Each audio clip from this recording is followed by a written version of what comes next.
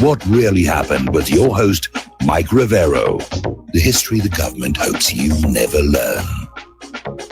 Here is your host, Michael Rivero. And aloha, America. Welcome to our show today. It is Wednesday, October 10th, 2018, middle of the weekday, hump day, starting that long, slow glide down to Pauhana Friday. We have a lot of stuff to talk about today. There's an awful lot going on here. And we have a guest in our third hour, Jason Eastman. He's just started up a new company, Armor Combat Systems. He's one of our newest advertisers. And I asked him to come on the show because what he is selling is an item, or items, plural, about which I get a lot of emails. So I thought we'd have him on the show to talk about that. Obviously, the big story right now is Hurricane Michael. It's made landfall on Florida's Gulf Coast near Mexico Beach. It's a very strong Cat 4, almost Cat 5. It is the biggest storm to hit the United States in 50 years. It's the strongest storm on record to ever hit the Panhandle, and it is just causing all kinds of misery out there. It's moving northeast right now at about 15 miles an hour, and it's the center of the storm is going to continue right on up into Georgia and the Carolinas, like they needed another storm this soon, and into Virginia. In fact, right now, the eye of the storm is forecast to pass right over Norfolk, Virginia. And I can imagine right now they're scrambling to get all those ships out of that harbor and as far out to sea as they can to prevent damage. That's what they did here in Pearl Harbor when we were looking at our hurricanes. They just got them out there.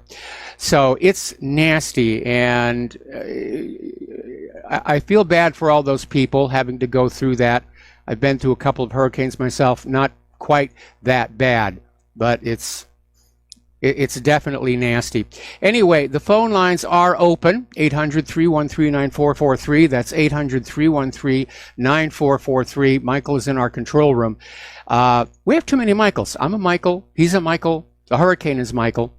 I suppose the one bright spot in all of this is when you have a named storm that is historic, they retire the name. Otherwise, they reuse them over and over. And they've used the name Michael for tropical storms in the past, but this will be the last one. So anyway, let's get right on into it.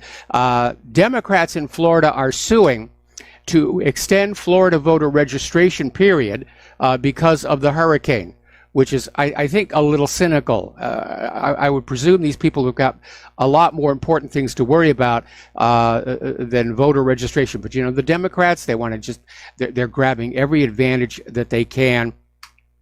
And I think it strikes me as a little cold-hearted. It really, really, really does. Okay. Getting on back to Nikki Haley. A lot of people are curious about the sudden resignation, although the official story is that Trump and Haley were talking about this 6 months ago. But a lot of people are starting to wonder if she was the person who wrote that anonymous op-ed in the New York Times, that insider view about what was going on. And so speculation is just all over the place as to what was really going on, because that's a very nice job. The UN ambassador, she was apparently very good at it. At least Israel certainly thought so. The IDF tweeted out a salutation to Nikki Haley for her support for Israel, which prompted a backlash saying she's supposed to be working for the United States and not Israel. Now, Trump has confirmed that Dina Powell is under consideration to substitute Haley as the United Nations envoy. And again, he repeated the comment that his daughter Ivanka would be a great choice as well, but he would be accused of nepotism. Maybe, but Trump wasn't worried about nepotism when he brought Jared Kushner on board. And frankly, I would take Ivanka over Dina, given Dina's many links to the Clintons. So I wouldn't rule that out entirely. Now, as Nikki Haley resigns, the corporate media is trying to polish up her image. They're trying to describe her as a moderate. And that provoked a reaction as well. I mean, she was pro-war, pro-imperialist, pro-Israel. basically a sycophant. And so there's a pushback on the media spin. Now, here's an interesting little story that came on out. This is in the Washington Examiner, where Bob Corker came on out and said that he wouldn't rule out replacing Nikki Haley. And then said, we've had no conversations about it. Conjecture's really bad for your health. I don't respond to conjecture. In other words, there's no story there. He hasn't been talked to about this. What he's signaling is he's putting his name out there that he would like the job of UN ambassador. He's trying to get his name on the list. So we'll see what happens along that. Now, Hillary Clinton, of course, is out there in the news, making the rounds, starting a speaking tour with Bill Clinton. And she keeps making these little odd statements because apparently Hillary Clinton described the swearing-in ceremony for Brett Kavanaugh as a political rally to try and sort of undermine the integrity of what was going on. And Trump fired back at Hillary saying she doesn't get it, and that's why she lost. All right, we're going to do a shout out now to our on-air affiliates who are just now rejoining our network. More and more people are asking, where is the outrage over Hillary Clinton basically inciting violence with that comment that you cannot be civil with a political party that wants to destroy everything that you believe in? I mean, we're living in a time where Republicans are being shot, stabbed, doxxed, beaten, mailed powder, run out of restaurants, sent death threats. And Hillary's out there saying it's time to be even more uncivil. She's hardly known. We were getting that stuff from Maxine Waters and Loretta Lynch and a bunch of other people. And again, Hillary's saying if the Democrats win back the Congress, then they'll be nice and polite. There's an implied threat there. If they don't get what they want, it's going to be more violent out there. Tucker Carlson responded saying, so you're not required to be civil to people you disagree with? Do you want to live in that country? I went through 8 years of Obama. I know what it's like to be frustrated, but I was always civil. So good for Tucker Carlson, and he's right.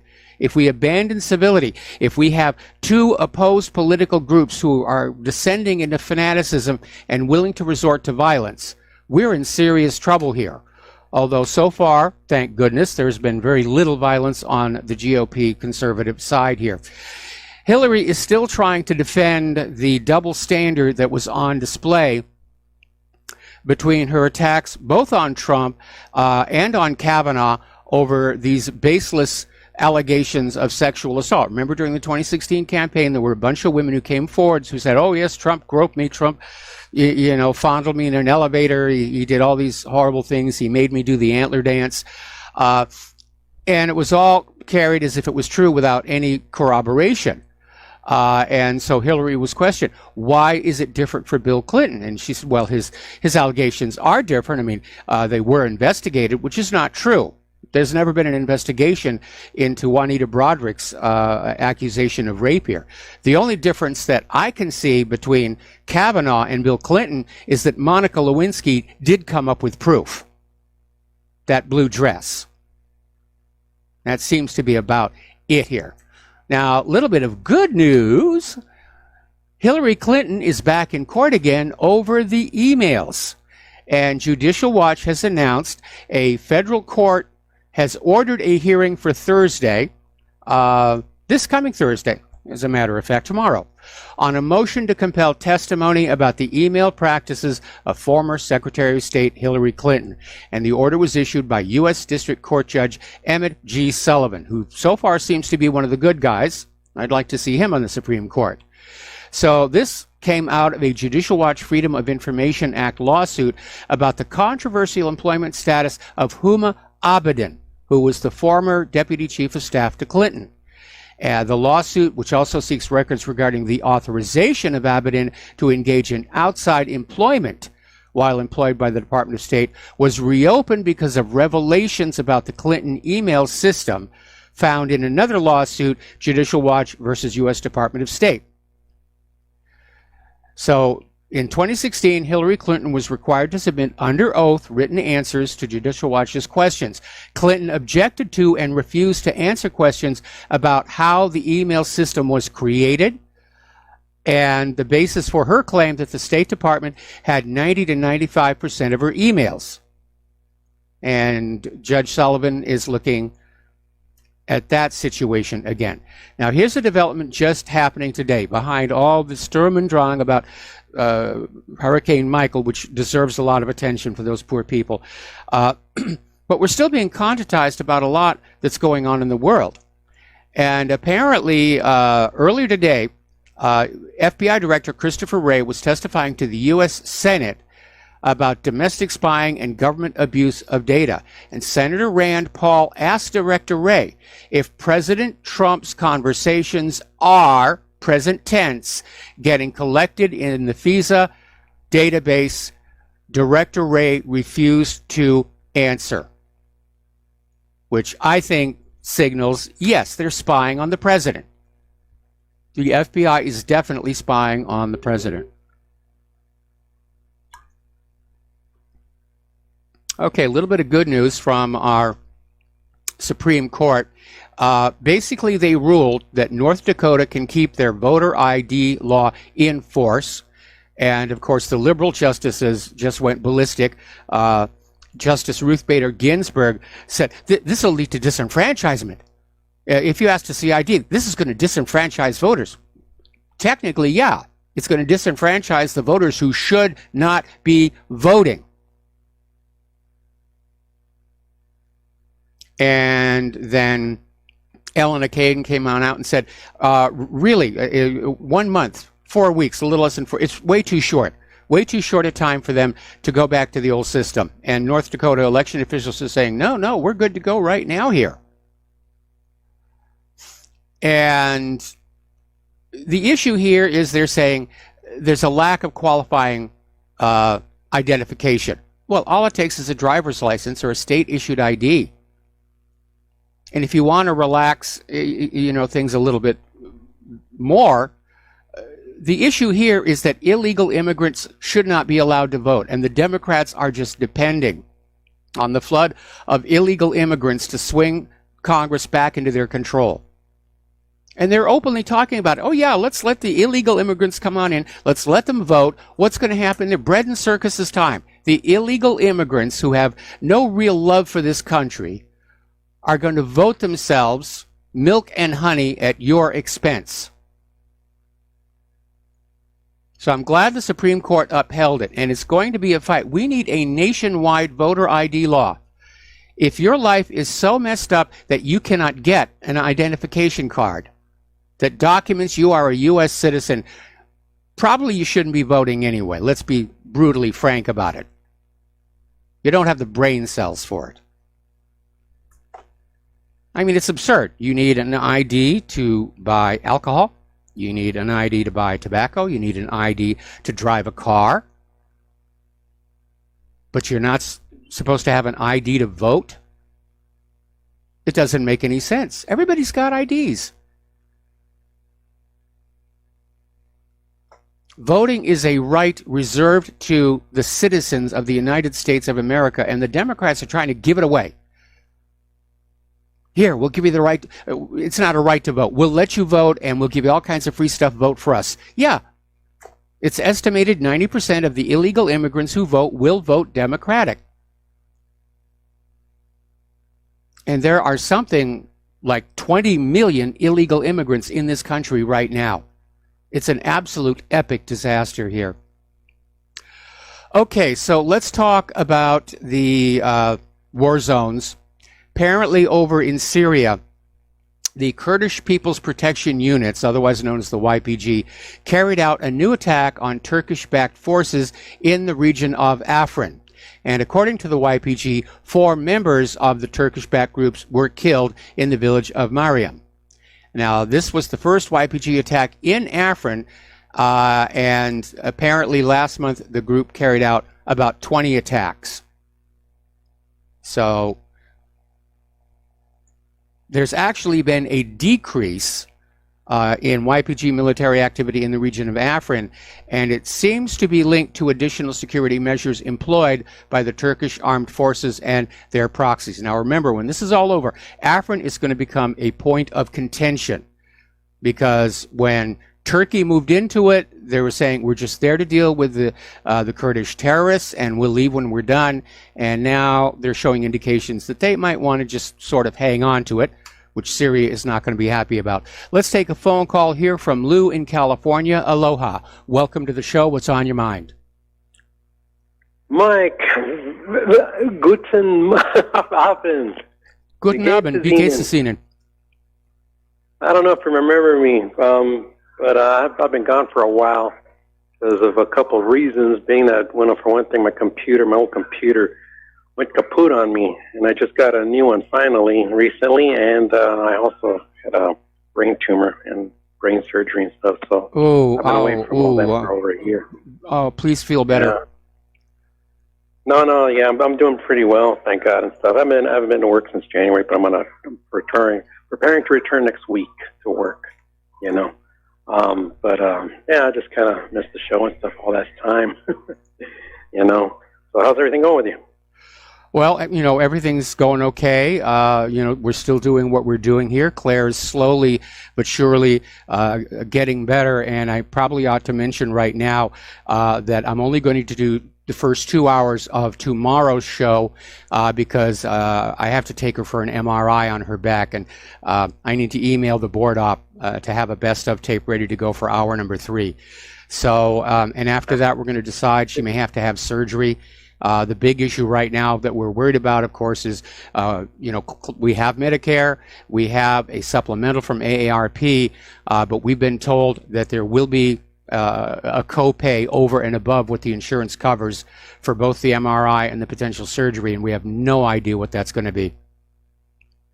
Well, okay, hopefully everything goes well with Claire and stuff, and, many prayers for you guys. And Thank you. Basically the reason I'm calling is because I want to, I don't know if you noticed that over here in California, for the elections, for the U.S. Senate, we've got two Democrats running, and no no Republicans.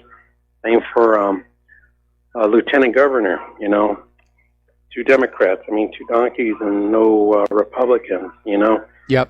And I just can't believe that is happening and stuff. They said that there's a law, saying that, the winner, that's the way how it is and stuff. Do you guys in Hawaii ever have to face two candidates from the same party for office and stuff? Occasionally, yes. There's no law that says there has to be one of each party, and apparently California is firmly Democrat, and apparently the GOP wasn't able to field a candidate, or maybe they just thought their money was better spent elsewhere. Yeah, because it's really a shame. It's really ridiculous and stuff. That for the U.S. Senate we have that kind of a choice and stuff, Lieutenant Governor and everything. But I don't know. Hopefully, I don't know. Then not too many other states have to deal with that and stuff,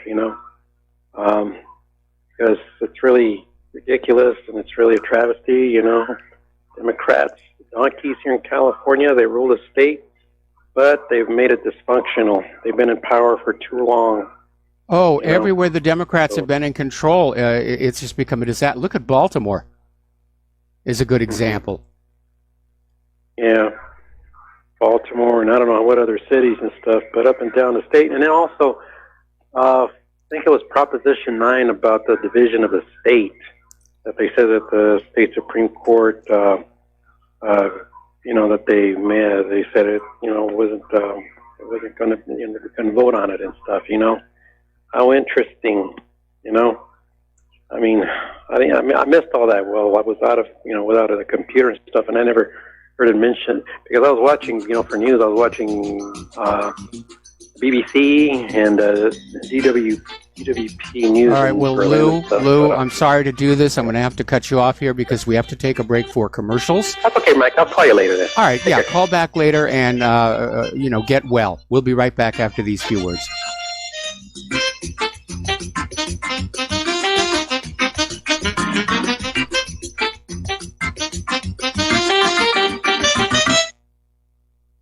corporate media dominates the American opinion. Finding independent voices that counter this avalanche is becoming increasingly difficult. With the endless corruption running rampant throughout our government, independent voices are needed more than ever to battle the offensive against our freedoms and liberties. As a listener of RBN, no one understands this concept better than you.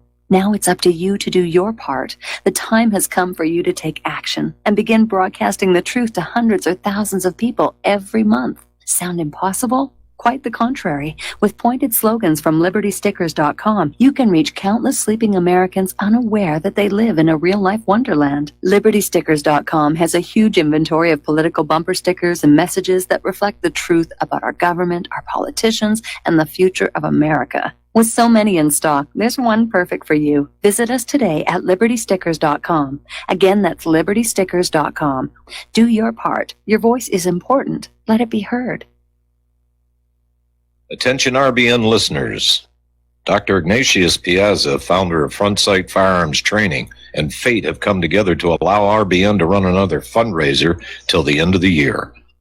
We didn't really expect this opportunity, but thankfully it's here and running as you hear this. We've set a goal of 500 donations by the end of the year, which averages around 6 per day, 7 days a week. When you realize all the folks listening to RBN all hours of the day and night, we think our goal is realistic and extremely critical to keep RBN on the air. If everybody listening will seriously assess their ability with firearms and then take advantage of this opportunity, we feel our goal is very conservative. Please take the time to look over Front Sight's website to get an idea of an amazing facility and the world-class training that's going on there. If this interests you, you likely will have like-minded friends that would like to know. Tell them. If for some reason some listeners are not personally interested, consider sons and daughters, close friends, nieces or nephews, top valued employees, inform club members, share the opportunity with police and fire departments. It's not too early to plan Christmas presents for special people. This fundraiser has come at an extremely critical time for RBN because the dire need for equipment upgrades. We're running on the spare tire currently with no money to fix a flat, and the fuel gauge is bouncing on E. This is one of the most valuable ways you can help RBN financially because you get Commander lifetime membership value that is 50 times your donation and can be passed on forever. How many times during life do you get to leave a legacy? See more details and contact info on our webpage, republicbroadcasting.org, and thank you. What this country is coming to, I sure would like to know. If they don't do something by and by, the rich will live and the poor will die. Doggone, the panic is on. Can't get no way, can't draw no pay. And aloha, America. Welcome back to our show. We're talking about the various conflict areas around the world here. Israel, in the person of Netanyahu, is saying that Israel will continue serious strikes despite the S-300. And apparently Netanyahu told this to Russia's vice premier just yesterday. Israel must continue to hit hostile targets in neighboring Syria despite Moscow's decision to equip Damascus with advanced air defense missiles. And it may be bluff and it may be bluster, because there are now serious concerns about just how stealthy America's stealth technology is. Now, normally in the past, stealth aircraft have been deployed with other support aircraft for like massive jamming. Remember that F-117 got shot down, was out there operating on its own. They believed it was invisible, and it turned out it wasn't. And there is another issue, and that has to do with the fact that these stealth jets, when they start to turn on their systems, their electronic suppression systems, radio suppression systems, they become visible. And electronic systems on the ground that are listening for those sources of electromagnetic radiation will be able to locate the aircraft and direct missiles to it. Now, there's another story, and this one came out of Sputnik News. Again, there's doubts about just how well this works. Apparently, the Pentagon has ordered additional tests for the F-35 for its stealthiness, meaning it's not so sure about the plane's invisibility to the S-300 missiles. Part of the problem is that the stealth features on the F-35 are based on data that Israel and the United States got from a very early version of the S-300, which they got from Greece all the way back in 1978. And the S-300 systems today are totally different. They've been completely modernized and upgraded. And Russia has definitely put a tremendous amount of effort into defeating the stealth technology. And it's now known that going to lower frequency radars gets past the stealth. Remember, there was this embarrassing situation where the United States, when they were making stink face with North Korea, they flew a bunch of F-22s along just the edge of the DMZ as kind of a message, which I don't know what kind of a message you send with an invisible aircraft.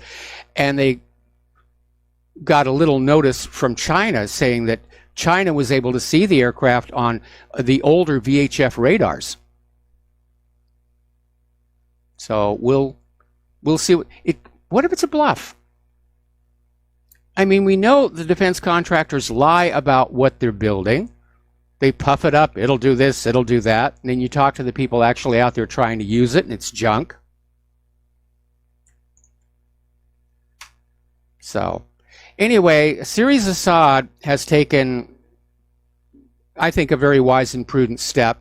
And again, it signals this war is finally running down. Assad has offered a full amnesty to all deserters from the Syrian army. It's a general amnesty, and basically announced it yesterday. And it says it applies to Syrian men both inside and outside the country.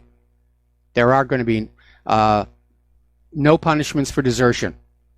It's just all written off, and there's 4 months to take advantage of the amnesty. People outside Syria have 6 months, and they're saying this is probably going to bring a lot of Syrian refugees home who basically left Syria after deserting the military or avoiding military service, and now they get to go home.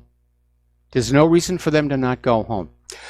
Getting on over to this kerfuffle between Turkey and Saudi Arabia, this story about this so-called missing journalist is getting murkier and murkier.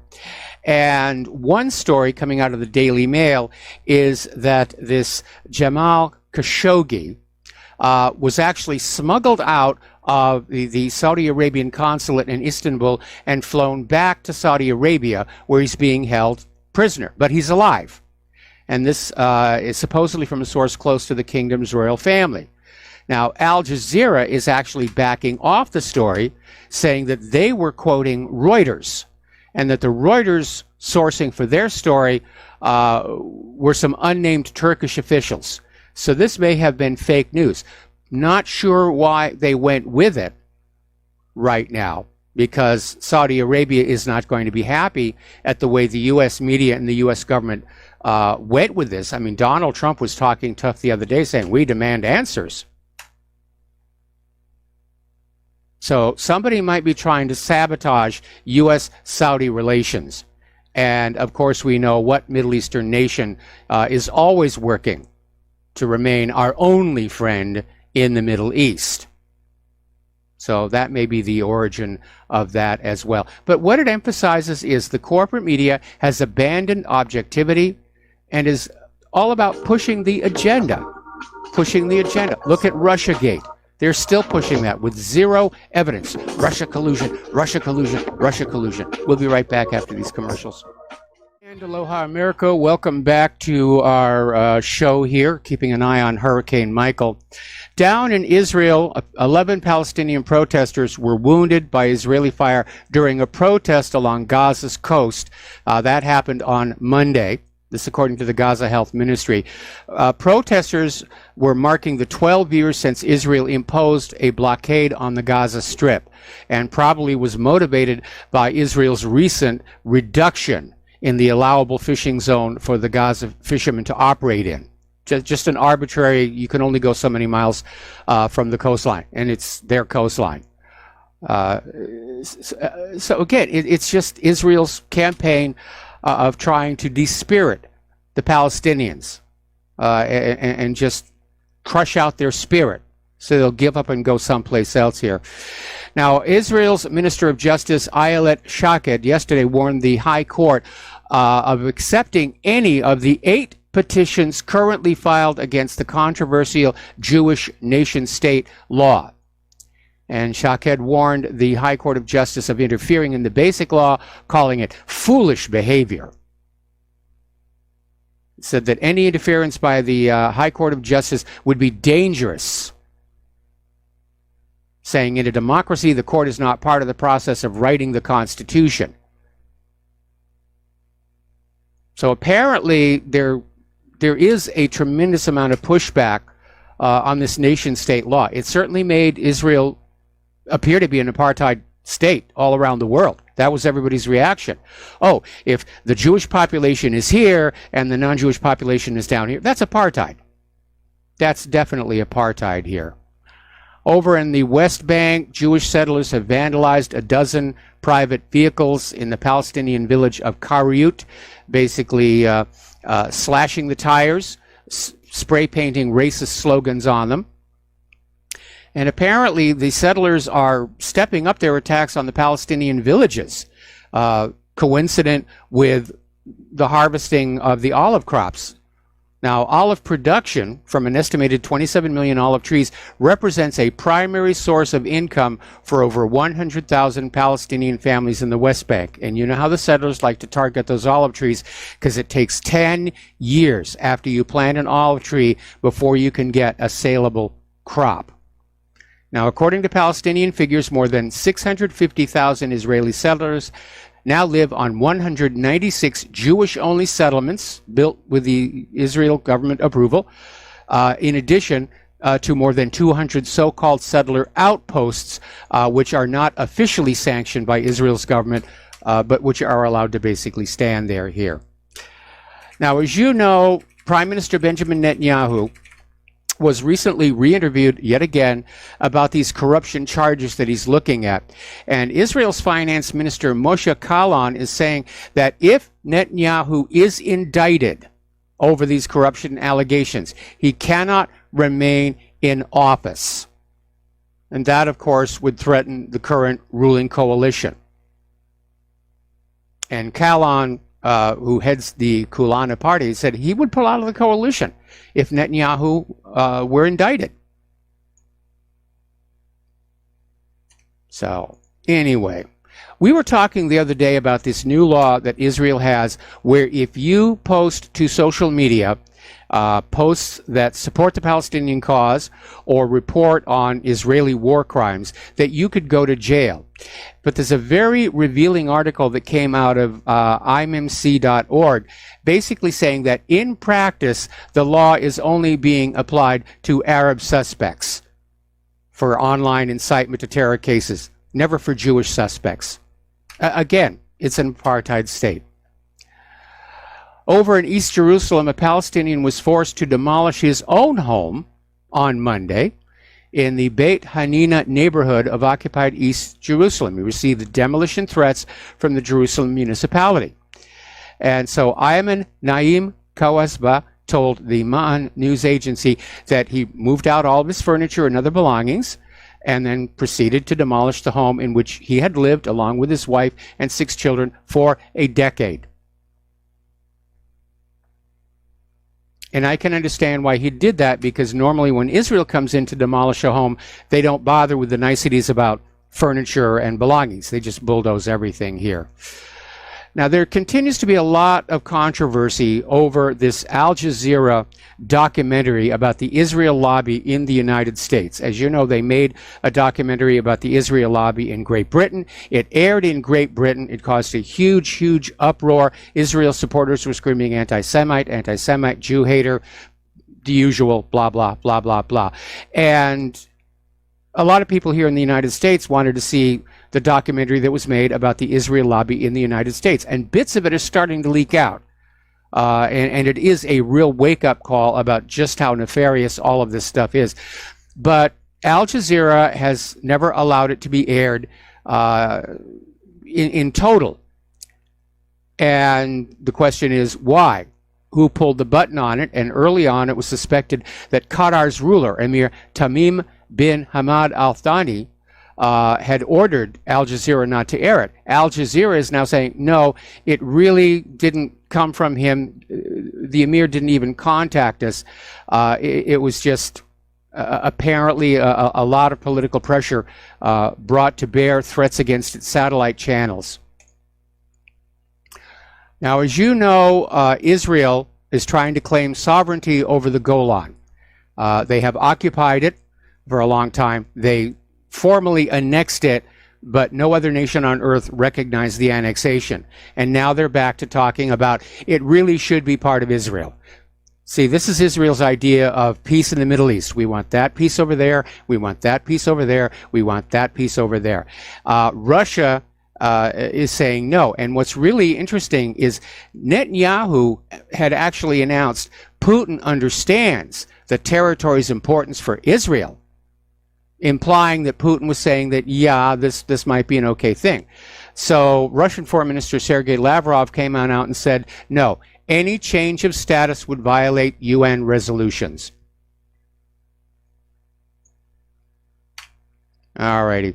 Now, down in South Africa, interesting developments. Now, as you know, South Africa had gone forward with this law that legalized the expropriation of white-owned farmlands to be redistributed to black farmers, following the pattern of Zimbabwe, which ended in disaster. And now we hear the same thing is going on over in Namibia. But in South Africa, the largest ethnic group, the Zulu, are speaking out against this. They think it's a bad idea. And the Zulu nation is saying they're ready to cooperate with the country's white farmers to form a farming partnership. Because as things stand right now, there is inadequate food. And most of these farms are sitting idle because they've already been abandoned by farmers who think they're going to be taken away anyways. So why plant a crop you're never going to harvest? So there's a good ruler right there. That chief of the Zulus, it's a smart guy.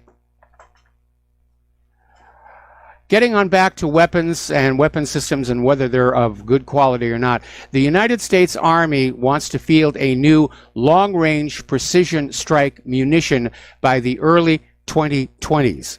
And it's called the Long Range Precision Fires. It's one of the highest priorities for capability modernization. And what they're trying to do is basically have a smart artillery shell, which is not a new idea. Gerald Bull had come up with something like that a while ago. But what they want is an artillery shell with an electronics package that can survive the stress of being fired from an artillery, a piece of artillery, and then actually actively guide itself to the designated target, either with GPS or laser guidance. Not really sure which one they're going to be using. And here's a bizarre story, and this came out of Russia Insider. U.S. Special Forces want America to reverse engineer Russian machine guns. And the reason why they want that is rather bizarre. When the U.S. kicks up a regime change in other countries like Iraq and Syria, they equip the combatants with Russian weapons or copies thereof to sort of maintain that deniability, you know. No, we didn't have nothing to do with it. If we were behind it, they'd have M16s. The problem is that as these weapons break and wear out, they can't find the spare parts. They're having to scrounge through the global arms market trying to buy Russian hardware and spare parts. So the U.S. Special Forces Command, which oversees all of the commando units, says, let's have U.S. companies manufacture Russian and other foreign weapons, copies of them. So we can go on giving these to insurgents in other countries and go on pretending that we have nothing to do with all the bloodshed that's taking place over there. Now, this next story should, I hope, wake some people up about how ill-prepared we are to actually go to war against a military peer like Russia and China. Apparently, the U.S. Government Accountability Office issued a new report basically saying that we have an entire generation of these new smart weapons that are wide open to cyber attacks. And apparently, the GAO sent the Pentagon a warning about this a while back, but apparently only 1 out of 20 vulnerabilities had been fixed since the last test. And it's a grim picture of military security. Apparently, a host of American weapons can easily be hacked. And that, of course, might explain the humiliation of the USS Donald Cook. Now, for those of you who don't remember, the USS Donald Cook was an Aegis ship patrolling the Black Sea, and it was approached by a Russian electronic warfare aircraft, just one. And this electronic warfare made 12 passes over the USS Donald Cook, and on every pass, all the systems on the Donald Cook shut down. The radars wouldn't work, missile guidance wouldn't work. Apparently, reportedly, freaked out the crew, who had been basically brainwashed with what's called Aegis arrogance. We can go anywhere, we can do anything. And the Russians just got done saying, no, you can't.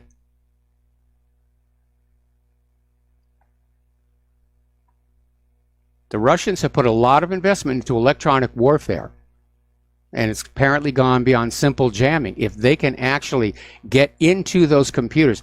And there was one part of this GAO report where a penetration study was run on some of the major Defense Department computers which are involved in managing battles. And they were able to get in and literally reboot the entire computer system.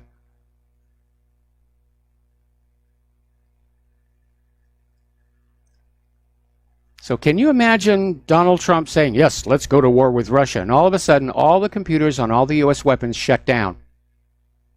A little bit of an embarrassment there. All right, let's talk. We actually have a caller on the line. Dustin in New Jersey. Aloha, Dustin. Welcome to the show. What's on your mind? It's negative little me, Mike. Yeah, Mike, the phone call you had yesterday from a gentleman, he said that was negative. He's not going to call back in 6 months. Now, why would you not call back and wait 6 months? There's a lot of stuff going on just because of me being negative. I think it was about the economy because I'm very negative on it, obviously, because if you look today, it was down 700, Okay, I mean, you're not the only person who's negative on the economy. I'm negative on the economy. A lot of experts are saying there is a major correction coming. It may have even started today. The Dow dropped 800 points. That's over 3%.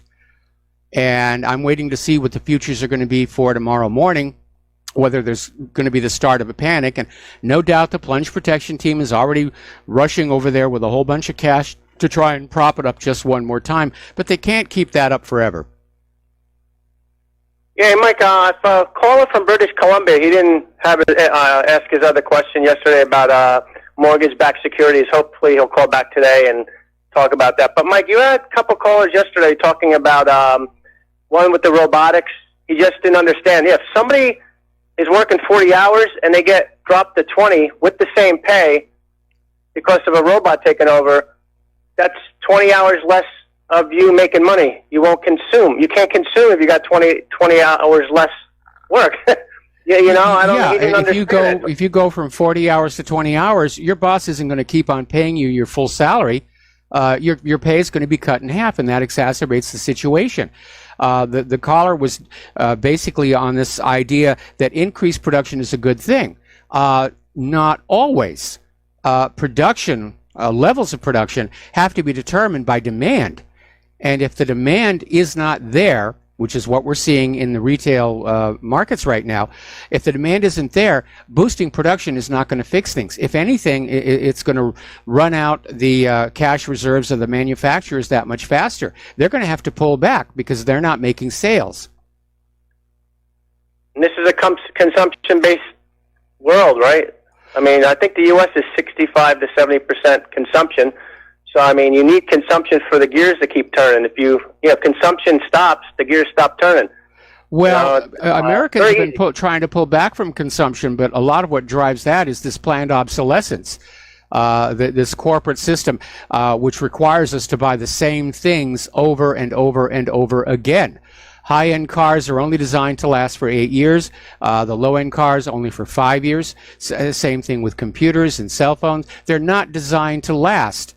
They're designed to basically fail, go into a landfill, and you're forced to go on out and buy the same thing over and over again. So it's not by choice that Americans are over-consuming. That's just what the marketplace has offered up to them.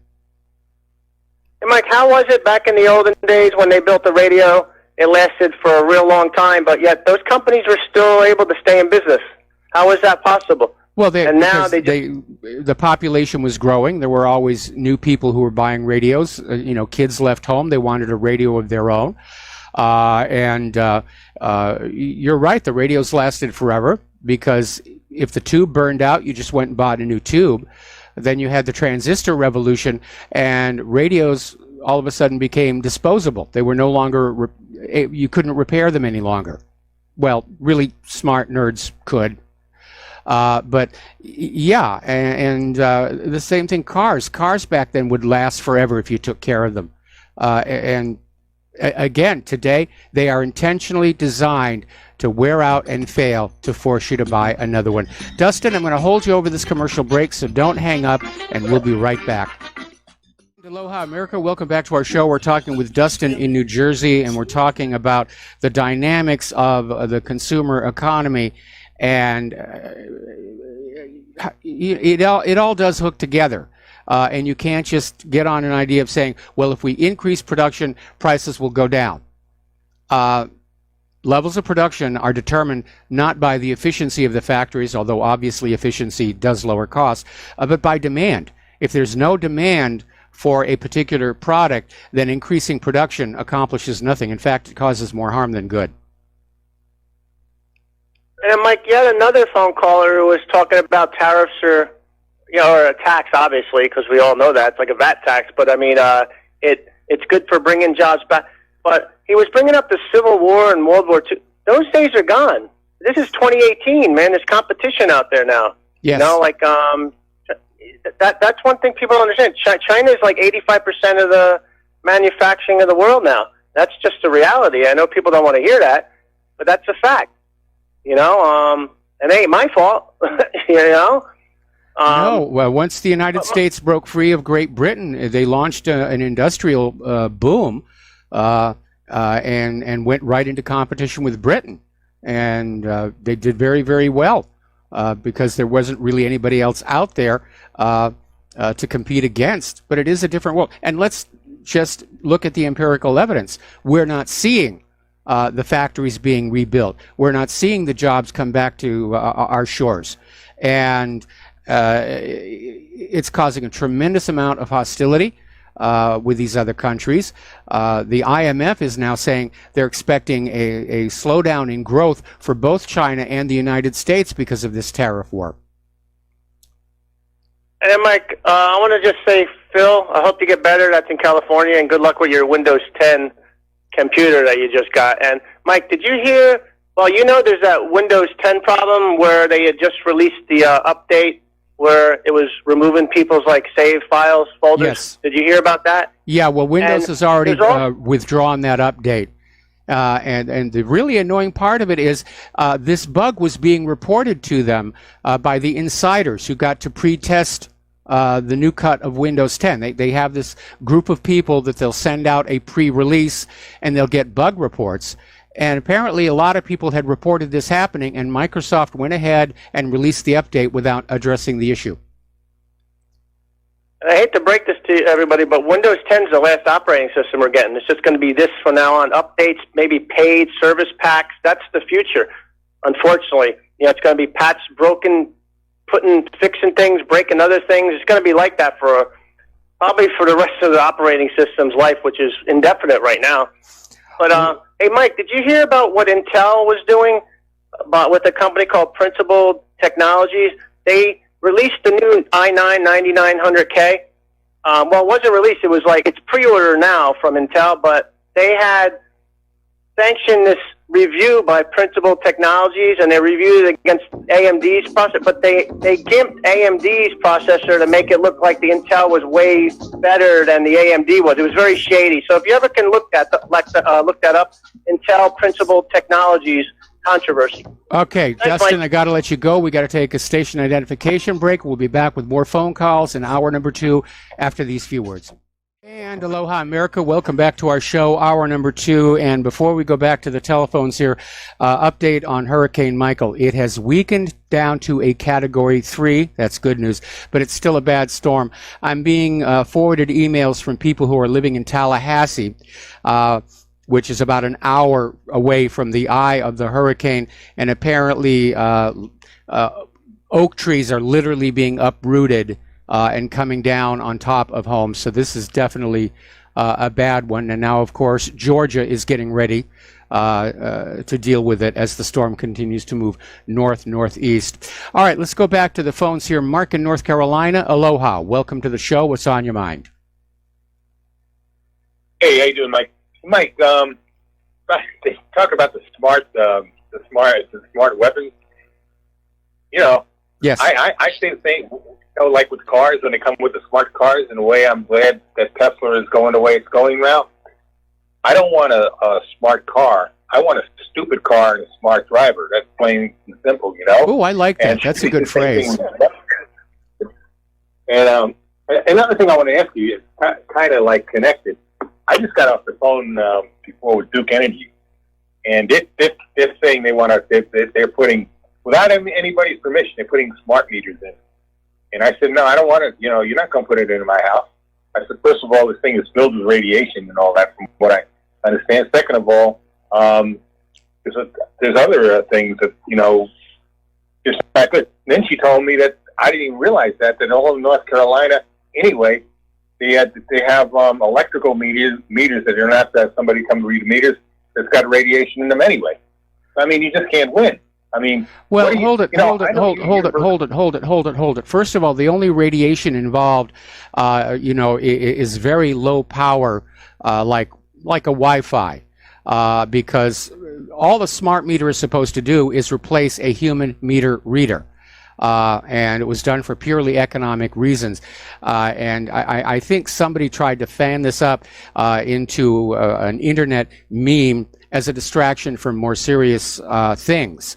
Again, it strikes me, it's another one of these distractions like no plane at the Pentagon or other stuff like that. I'm personally completely unconcerned about smart meters. You don't think there's any danger? I don't see how there would be any danger. All it does is it's reading how much electricity that you use and sending that information back to the power company. That's all a smart meter does. What about as far as Wi-Fi? I have Wi-Fi now, but I've been thinking about getting rid of it because I'm concerned about the radiation. And this doesn't just come from me. You know, a lot of this stuff comes from InfoWars. I mean, they talk about it quite a bit. Well, it's one of the areas in which I don't agree with InfoWars. But always remember the inverse square law. And that is that when you are looking at a source of any electromagnetic radiation, whether it's radio waves or light, every time you double your distance away from it, the amount of energy drops by 4. The energy density is the inverse square of the distance. So when you're far away from the smart meter, which generally you are, it's on the outside of the house, there's going to be very little energy getting to you at all. Same thing with your Wi-Fi in your home. I really do think this is being overblown. And I think it's being overblown, first of all, again, as part of the attempt to make the internet and independent media look kooky and as distractions away from other things like this dangerous rush to war. Well, that I agree with you. I mean, there's a lot of distractions, but so you don't, as far as the 5G, there's a big thing about 5G now. You don't think that's, I heard you talking about the other day. You don't think there's any real, I'm asking you because I respect you, because I know you know about computers and all this and all these, because you've been on it from like the beginning. You know, I think you said you worked for NASA already. Yeah. So that's why I asked you, Well, 5G is just a faster version of 4G, and I think this whole thing about 5G is dangerous could conceivably be a public relations campaign by the 4G providers to discourage people from switching over, which would cost them revenue.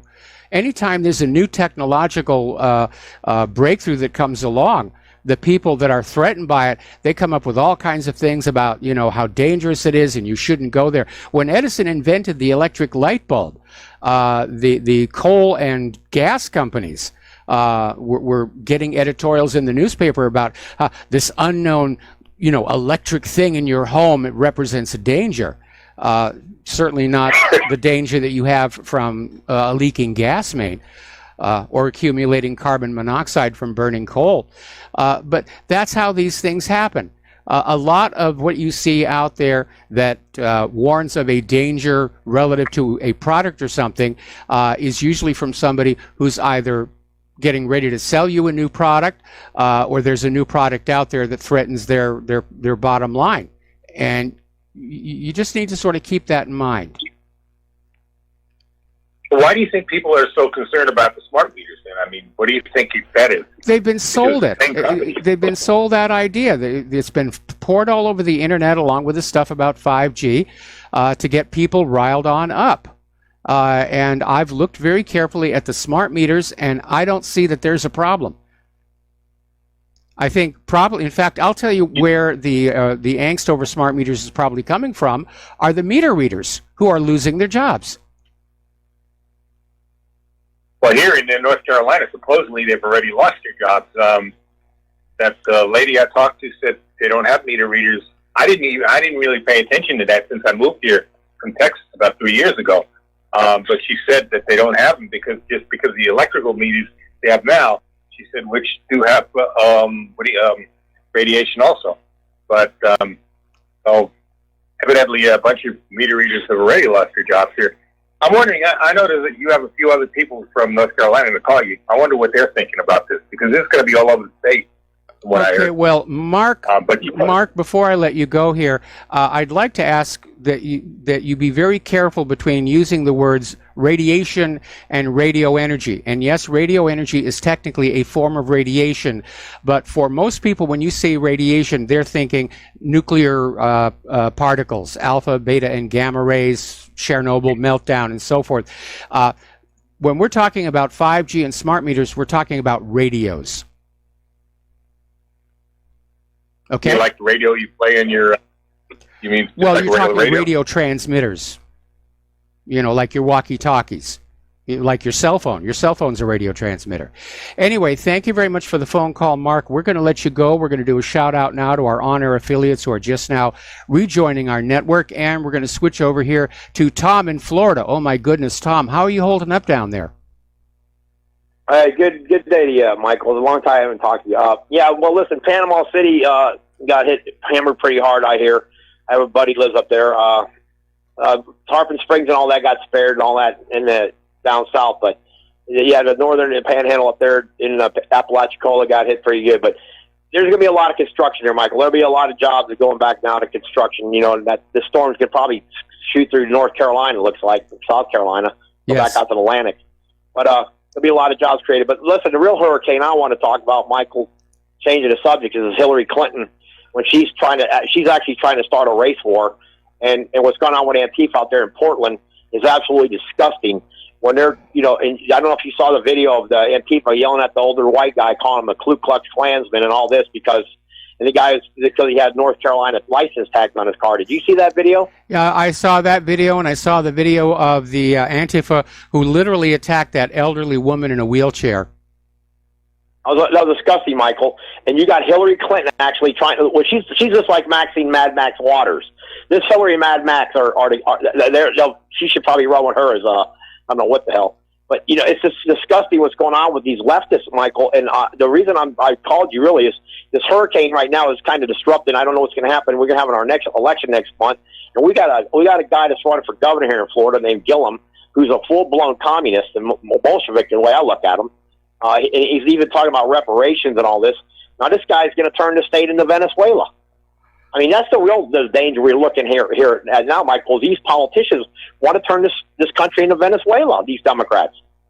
Look, I was in Cuba, Michael. I told you I was in Cuba 3 months ago. Yes. There's nothing to eat there. I told you about that. And Cuba is not a revolution, it's a revolution. The place has been put in the rubble by these communist ideologues and the Bolsheviks, I call them. Like I think you're the one who brought it up one time. Okay, well, let's back up here a little bit. Let's back up here a little bit and draw a line between ideology and competence, because when Fidel Castro was in charge of Cuba, life there wasn't great, but it wasn't bad. He really did manage the place for the benefit of all the Cuban people, despite the U.S. trade blockade. There are communist leaders who actually do a good job for their people. I think the real issue, though, is competence, because in our media-driven world today, we're seeing people get elected based on how they look on TV and how they dress and how well they present. And they may not be the best qualified people for the job, but we never get to find out about that. Look at the Kavanaugh hearings. We never really got to hear about his judicial opinions. Nobody even really knows if he would actually rule against Roe versus Wade. But it was all about, we've got allegations of sexual assault, and we're going to play to the cameras and play to the masses, because if it bleeds, it leads, and if it thinks, it stinks. Well, Michael, you're right. But listen, during the Kavanaugh hearings, you had all these young girls out there in Washington on the mall there. And you know what I found out? Every one of those girls are getting paid $1,800 a day by Soros. Or these rich billionaire swine. I question that number, 1,800 per day. I question that number, 1,800 per day. Well, I know they're getting paid, but a few sites. I think even Matt Drudge had that on the Drudge Report. If I'm not mistaken. I saw it somewhere. I can't remember if it was Drudge or somebody reported that these people are definitely getting paid for protesting Soros and all those other cronies. But well, I think the people. I think the people who actually got into the hearing room and caused a ruckus were being paid that kind of money. But the ones who were just out there on the mall, I mean, right. Soros has got a lot of money, but he doesn't spend it recklessly. I imagine they probably got a few $100 for the day. Absolutely. But Michael, getting back to Hillary, now she's saying that Bill Clinton was nothing like Brett Kavanaugh as far as these allegations. Well, Bill, you got Anita Broderick actually saying this guy raped me, and why he was in the presidency. I believe. No, was he governor? I can't remember. Yes, governor of Arkansas. The main thing you never hear. Okay, he was governor. What you never hear though, Michael, is that there is a young man out there named Danny Williams Clinton. Yes. How come that has never been brought out by any media outlet about taking a DNA test like a Maury Povich show? Let's swab their mouth. All you got to do is take a swab, Bill. Danny, take the swab, see if this guy is really his kid. Would Hillary be willing to pay that young man $10 million if Bill Clinton is the father of that kid? She's giving Chelsea millions of dollars. Chelsea's getting millions of dollars. She lives in a massive penthouse in New York City. But Danny Williams Clinton lives there somewhere in Arkansas, and he lives like in a slum. Now, if this kid is this son of Bill Clinton, that should be national headline news. It will destroy the black vote in the United States, Michael, because the black will say what hypocrisy this is, and the black will say they'll either sit out the election or they won't vote at all for a Democrat for all the lies that Hillary perpetrated on the American public and Bill Clinton. Because Danny Williams Clinton looks just like his father, Michael, and you know that. He looks just like him. So there's no doubt in my mind that is the son of Bill Clinton, Michael. And there's no doubt in my mind that Hillary is trying to start a race war in this country. I don't know if she's working for George Soros or somebody, but there's something really horrible going on here. Yes, so, I got to get Trump kudos, man, because Trump is trying to stop a lot of this insanity. And I'll tell you, I can tell you a real bunch of stories that I've been taught over the years. But I can tell you from years ago, from experience, from a gentleman I knew who was in intelligence. And he used to tell me all the time, the one that's going to try to take down the United States is not going to be Russia, it's going to be China. So that's another whole subject. But I question that as well. Why would China want to take us down? Up until recently, we were their biggest customer. They wouldn't want to take us down because they need us for financial, Michael. They do need us financially to gain for their rebuilding. That's exactly right here. Because after all, we have rebuilt China with our money. We have rebuilt them. There's no doubt about it. There's no question about it. The United States' taxpayers have spent billions and billions and billions of dollars to rebuild China. Because if you can recall, when Nixon went to China, China was a closed society. Yeah. And in what, 40, 50 years, China's got more. They're a superpower? Because of sheer numbers? Michael, I don't know if you've seen the videos. Well, hang on a minute. Back up. China was considered a superpower even when Nixon went there because of their nuclear arsenal. Well, then if that's the case, then I guess Pakistan was considered a superpower. Or India. Yeah, India, I believe, they're considered a nuclear power, and China, again, their population was a factor, but they were already considered a superpower when Nixon went there, and he went to basically open up the country for trade, and it was actually a very good thing that he did, but it was unfortunately overshadowed by that whole Watergate situation. Anyway, Tom, got to let you go. Got another phone call. I need to get back to the news here. There's a lot going on. Al in Canada, aloha. Welcome to the show. What's on your mind? Hey, Mike. I'm sure you know about radio frequency and how it works, yes. How carrier waves work and that. Yep. You should maybe touch on it a little bit for some of the people that, are going sideways on this. It's not a big conspiracy theory. You can fit more data in a higher frequency than you can in a lower frequency just because, the data is being carried on that carrier frequency. Let's say 5 gigahertz, 5G yes. now, right? Yep. As opposed to 3G. Come on, please, people. Come on. Stop it. You're killing me here. The Earth's been bombarded with radio frequency waves and radiation in general, which all it is just frequency at a higher frequency as opposed to sound, which is lower. We can actually hear it. Well, sound is not electromagnetic radiation. That's a mechanical effect. Yeah, but it's still a frequency, and I mean, no one's gonna. I'd be more concerned with. I don't use a cell phone, by the way. I'd be more concerned with having a cell phone up to the side of my head for half of my life than walking around the streets being inundated, quote unquote, with all this frequency radiation, as they call it. So, these people aren't going to create this technology just to kill the consumer because they'd be killing themselves too. Well, unfortunately, corporate responsibility in this day and age is not there. And if corporations feel that they're making money, they're going to ignore indications the products might be harmful. Now, if you're concerned about your cell phone, which has to be transmitting powerfully enough to reach the cell tower, then that's why a Bluetooth headset is a good idea. Because you're taking that powerful transmitter away from your head, putting it on your belt, and that little Bluetooth headset only has to put out enough radio energy to reach down to your belt. And so it's a much less powerful transmitter. Exactly. Yeah. And you can go one step further, and you can just have the old-fashioned earbuds, the analog things. Well, unfortunately, in a lot of places, you can't drive with those. In fact, in a lot of states, you can't drive with your cell phone up to your ear. Here in Hawaii, if you're seen using your cell phone in your car, it's a $300 fine. And I think that's one of the reasons why so many of the new cars coming on out will interface with your smartphone. So you can just leave it there down below and, do hands-free. Yeah. For those people that have to have their phone in their hands because, there's something wrong, that's great. Just touching on what Dustin said about the Intel new chips.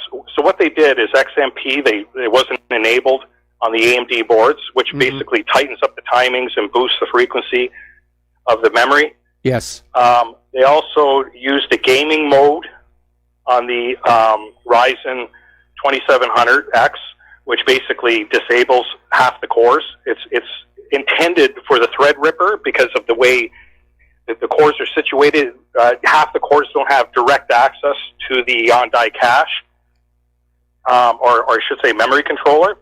And what they also did, and this is the most obvious one, is they put on a kick-ass cooler. Pardon me. A really good cooler on the Intel. In any event, listen, got to let you go. Got to take a break for commercials. Anyways, Mike. And we're going to come back, and we're going to get back to the news. I'm not trying to turn this place into a tech corner. We'll be right back. Aloha, America. Welcome back to our show here. And boy, Mother Nature's just on a rampage today. Papua New Guinea just got rocked by a 7.3 earthquake. And there are tsunami warnings being issued for parts of the Western Pacific. They are unable to determine if there is a tsunami threat to us here in Hawaii just yet. But as you can imagine, I'm going to be keeping a little bit of an eye on that webpage for the rest of the day here. Anyway, so getting on back to the news. As I mentioned before, when we started talking about the economy, the Dow took a major clubbing today, over 800 points, over 3% down. It's the third largest single-day drop in stock market history. And especially toward the end there, you could almost start to feel people were panicking because it was down. Then it hit 600, and then it really started dropping. And so I'm going to be taking a look at those futures for tomorrow. This could be the beginning of the great bailout. This could be the beginning of the correction. And I know the plunge protection team is going to try and stop that. But too many people know about these shenanigans. Now, as you know, one of the areas of contention that the United States has with China is the continent of Africa. And China now has a naval base in Africa, and they're pouring in all kinds of investment to try and basically make money, to gain access to some of those natural resources in a peaceful way. And so Donald Trump has come on out with an announcement that he intends to rival China's investment in Africa with what he calls the BUILD Act, the Better Utilization of Investments Leading to Development Act. And basically will put up $60 billion in funds for promoting U.S. corporate investment in Africa. We'll see how that works out here. There has been a bit of an upset in the bond market on the order of hundreds of billions of dollars, and that may trigger a run.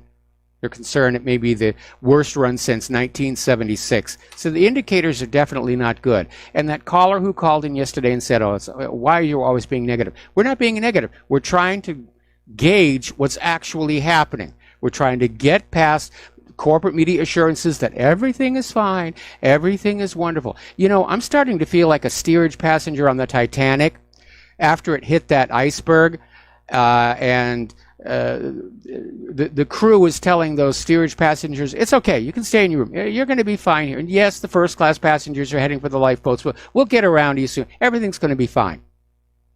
It's feeling a lot like that. Over in Europe, the EU supervisors are taking another look at the Italian bank liquidity because Italian government bond yields are blowing out to the highest levels in 4 years. And so people are pulling their money out of the banks and buying the bonds, and that's creating a liquidity crisis for the Italian banks. As I mentioned before to that caller, this tariff standoff between the United States and China is going to take a toll in years to come. This is coming from the IMF, and it's reducing its growth forecast for the U.S. and China, citing the series of tariffs the two nations have imposed on each other. And Maurice Obstfeld, the IMF's chief economist, said when you have the world's two largest economies at odds, that's a situation where everybody suffers, and I'm in agreement. Story coming on out of Zero Hedge. The United States is saying there will be no trade talks with China at the G20 unless China makes early concessions. This is coming out of the Financial Times. And again, this is a tactic that we have seen the United States, not to mention Israel, using more and more. It's a bullying tactic. You give us what we want first, and then we'll talk about doing something nice for you. I think China's probably going to go to the G20 and say, if you want to talk with us, we're around. If you don't want to talk with us, that's fine too. Speaking of China, one of the areas in which they've been expanding is seaports. And ports are big business.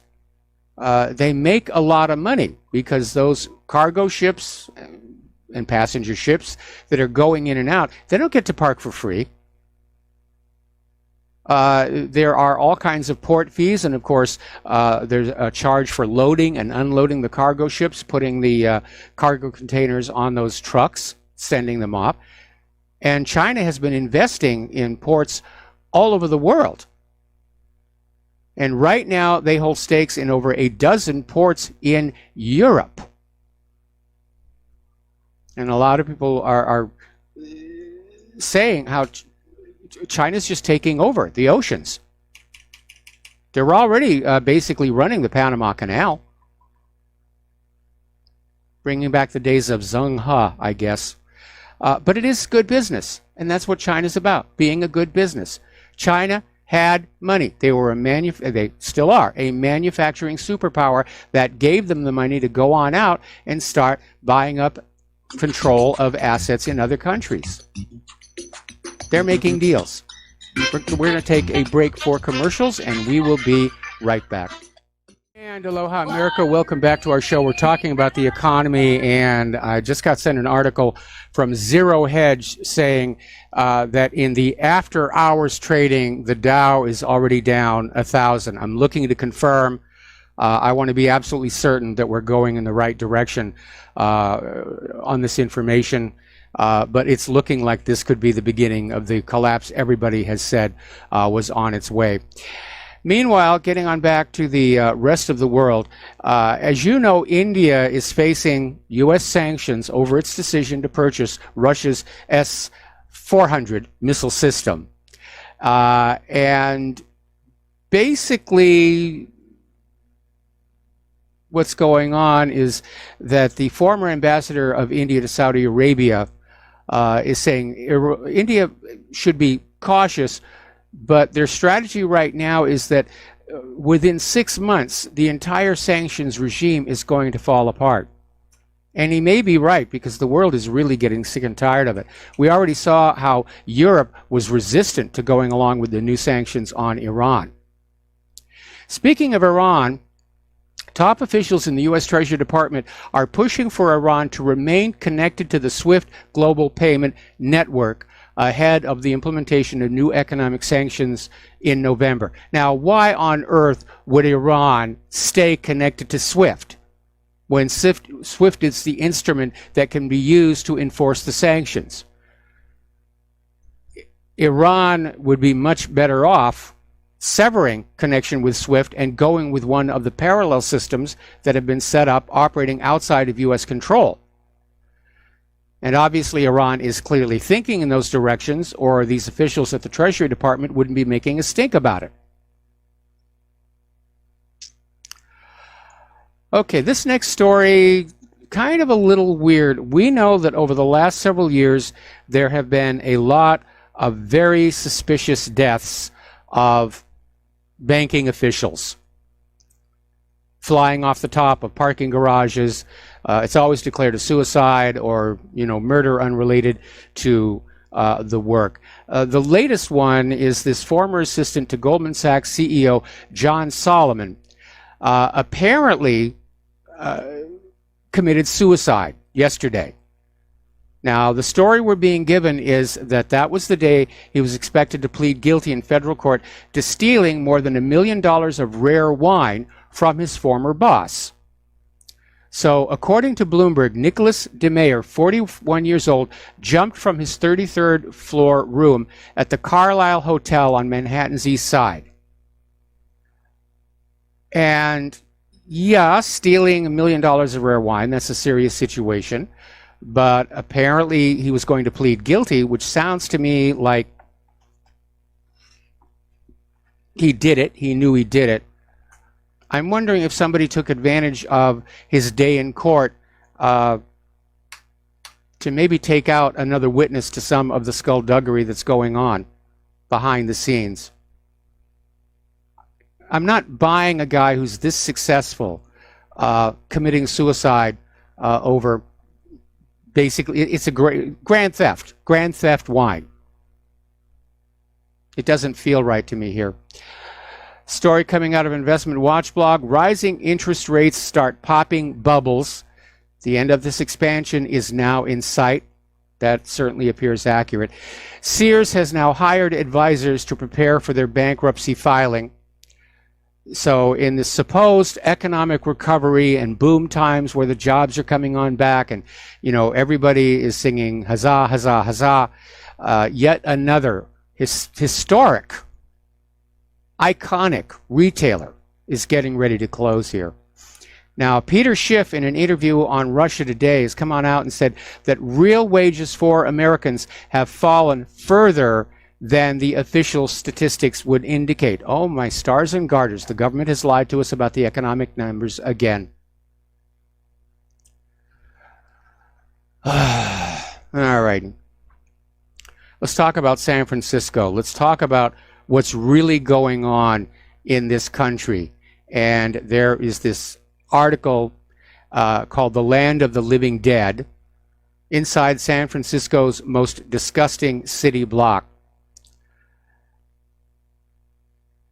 San Francisco used to be a beautiful city. Claire and I stayed there briefly when I was working on The Day After Tomorrow. And frankly, if the company that I was doing the work for had offered me a permanent job, we probably would have moved at that point.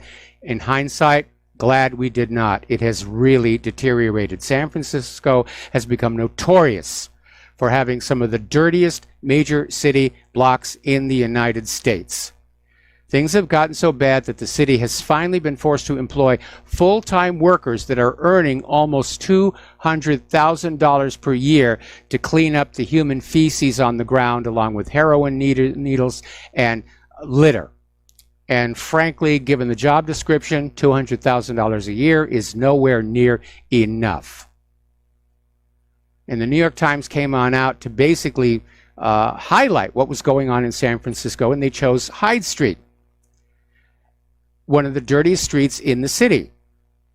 And this area is just 15 minutes away from technology giants like Twitter and Uber, but you'd never know by looking at it. Now, the worst parts of Hyde Street are in the middle of the city's Tenderloin neighborhood. And for the people who call this block home, it's difficult to reconcile San Francisco's liberal politics with the misery that surrounds them. And I'm sorry to hear this, because when Claire and I stayed in San Francisco, we stayed in this little small rental on Hyde Street. And back then, it was a nice place. It was a good energy here. But there is this huge crisis taking place in the streets of America, and it's called homelessness. And the corporate media doesn't want you to look at that. The corporate media wants to assure you that everything is going just fine. You know, we're a great nation. We're exceptional. Everybody around the rest of the world sits up nights to admire us. This article basically says it's hard to know the exact numbers of homeless because they're always moving around. They get chased out of one area, they go someplace else. There's really no way to accurately count. A lot of people are just going to temporary shelters. There's really no way to count it. We don't know the scale of the problem. And Los Angeles is estimating 50,000 homeless. New York City, 75,000 homeless. We have 8,000 here on this island, and this is a little tiny island. And these men and women, and increasingly children, are the collateral damage of the corporate state. And the lack of stable jobs that pay a living wage in the gig and temp work economy, the collapse of mental health and medical services for the poor, and gentrification are turning America into just this gulag for hundreds of thousands of its citizens. Meanwhile, of course, the refugees and the illegal immigrants come in and they get free stuff.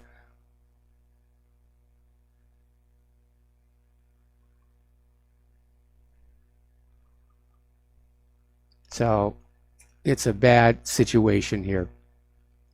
Now, Mitch McConnell is setting the stage for the border wall funding battle in what will be the lame duck session after the elections. And they're pushing for the funds for the border wall. And of course, the Democrats are saying, no, it's too expensive, it's too expensive, it's too expensive. Here's the irony in that. Paying for all the illegal immigrant births is actually costing more than the border wall. Now, you would think the Democrats could use a calculator and say the wall costs this much, the births, taking care of all the births costs this much more. Gee, we'd save money by having the wall. But they're not really concerned about the money. The Democrats are desperate to flood this country with illegal immigrants and get them to vote in order to just seize total control over our political system. Forever. And they'll turn this nation into a third world slum, like they're doing in San Francisco, like they did in Baltimore.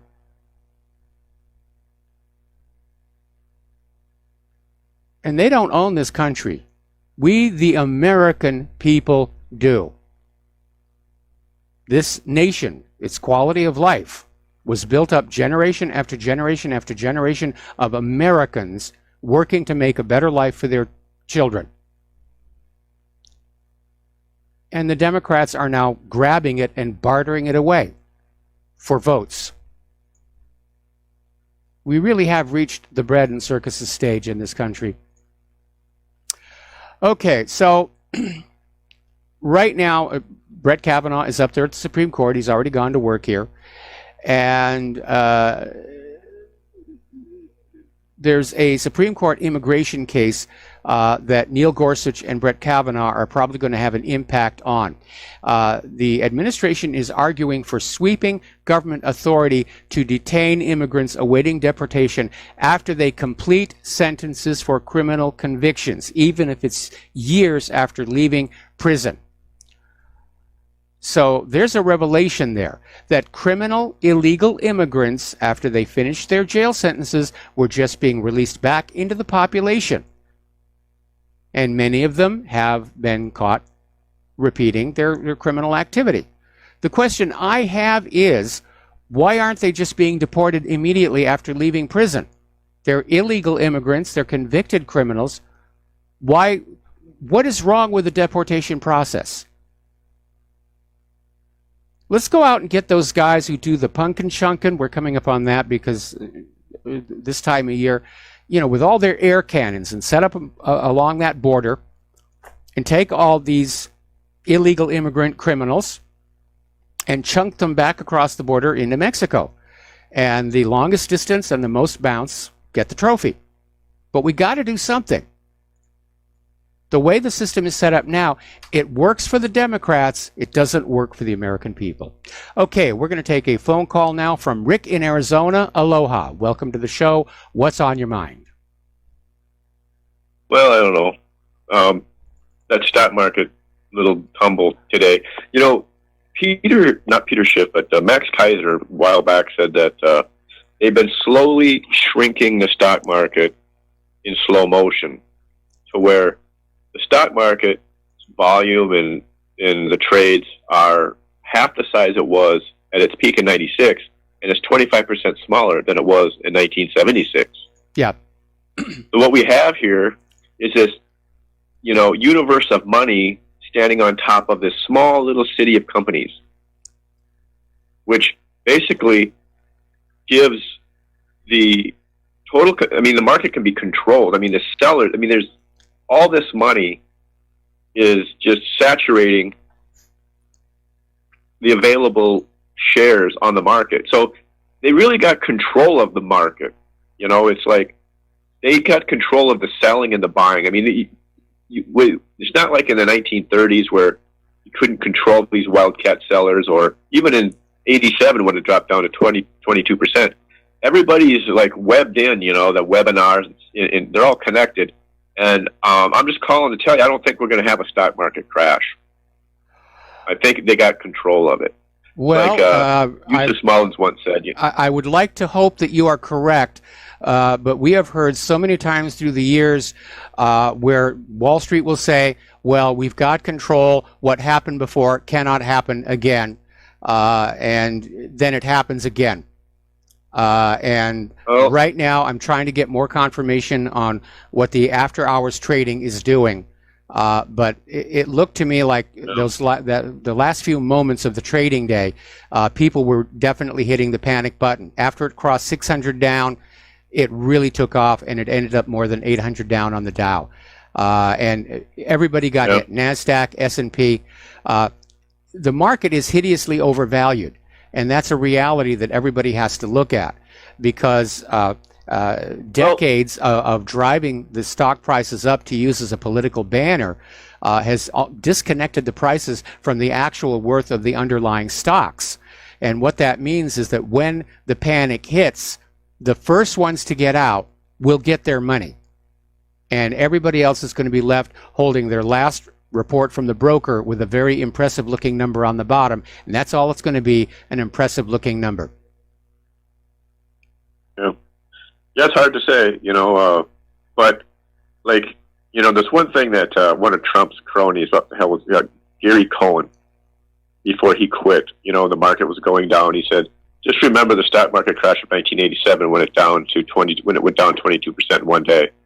I'm not in the market, but if I was, I don't know if I'd sell or not. Maybe I'd sell at the top right now, but I'd get back into it again. Because after all the crashes that we've had, now look at that, it's at 26,000. Even if it goes down to 20,000, everybody's still ahead. It's all unless you've been buying up, unless you've been foolish to be buying at this point. But even if it goes down to 18,000, I had a 401k in 2014 that I cashed out, which was a small amount of money. But if I would have left it in, on the aggressive side of their options, should have tripled or quadrupled. But I just took the money. So I guess we could be shook up with the stock market unless the bond market's the real deal, Mike. Yeah, that's where there's a big problem there.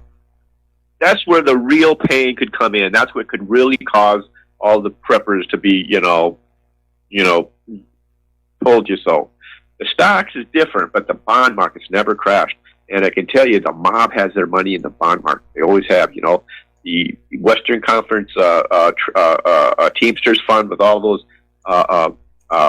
Teamsters members in Vegas, that money all goes into bonds. None of it's ever gone into the stock market. So the bond market, people, is what you got to be concerned about. The stock market could go down, down, down. But like Gary Cohen said, back in '87, it dropped down to 22% in one day. And it all came back. So anyways, Mike, thanks for taking my call. All right. Well, thank you very much for the phone call. And I certainly don't want to see a crash. But there are so many experts out there saying it's overdue. Ron Paul was saying this one could be 50%. And it's going to hurt a lot of people who don't deserve to be hurt, like the holders of 401ks. All righty. And I'm not in the stock market. I've never been in the stock market. But for those people who are, I imagine they're going to be very nervous trying to figure out what that opening bell is going to be like tomorrow. Okay, we're coming up here on a commercial break. We have a caller waiting on the line, and we'll be back after these few words. And aloha, America. Welcome back to our show here, and we're going to go right to the phones to Mark in Oklahoma. Aloha. Welcome to the show. What's on your mind? Hey, Michael. Good afternoon. I tried to get on a few minutes ago or 20 minutes ago talking about smart meters. And the topic typically goes to, well, we put these smart meters in to save people having to go out and read meters. Well, I've got a ranch out in western Oklahoma, and it crosses the boundaries of 3 different electrical suppliers. And, 15 years ago, what we would do was we would get a card in the mail, we fill out our usage on it, and a lot of these different places, it's a pole to a well pumping water for cattle. And you kind of get a feel for how much your usage was. You just write that down on the card. And then once a year, they would come out and audit it and make sure it was right. Okay. Well, about 10 years ago, they quit doing that. And they knew how much usage, and this is on the old analog meters. So they were using data. I was curious about it. So they started using data over wire to read what your electric usage was, and they would just send you a bill for it. And, you know, now they've changed them all over to smart meters, so they say no one has to come read it. Well, that wasn't the case before. And we have smart meters on poles that set in, 400 acres that are pumping water to cattle, and the whole meter reader issue is false, in my opinion. Okay. No, I remember, when I was younger, there was a great deal of trust in the consumer. We had the same system when I was living in New Hampshire. Is you'd fill out a card for what the little dials on the meter said, you'd send it in. And every once in a while they'd come out and check to make sure you weren't cheating, but hardly anybody ever did, so it really wasn't an issue. But again, I think this issue about the smart meters, along with 5G, it's being overblown, and I suspect it's from rival commercial interests.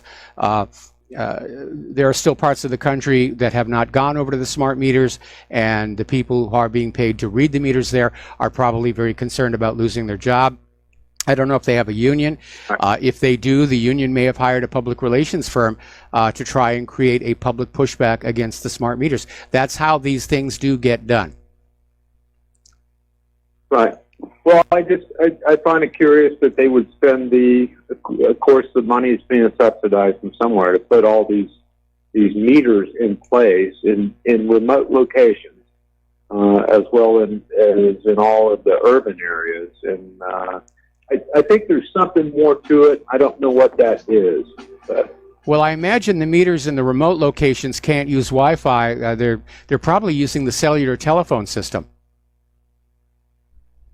May very well be. I mean, that would definitely be a way to do it. Taking my call. Okay, thank you very much for the phone call. We're going to let you go here, and we're coming up here on our station identification, and when we come on back, Jason Eastman of Armor Combat Systems will be our guest. We'll be right back. And aloha, America. Welcome back to our show, hour number 3. We're still connecting with Jason right now.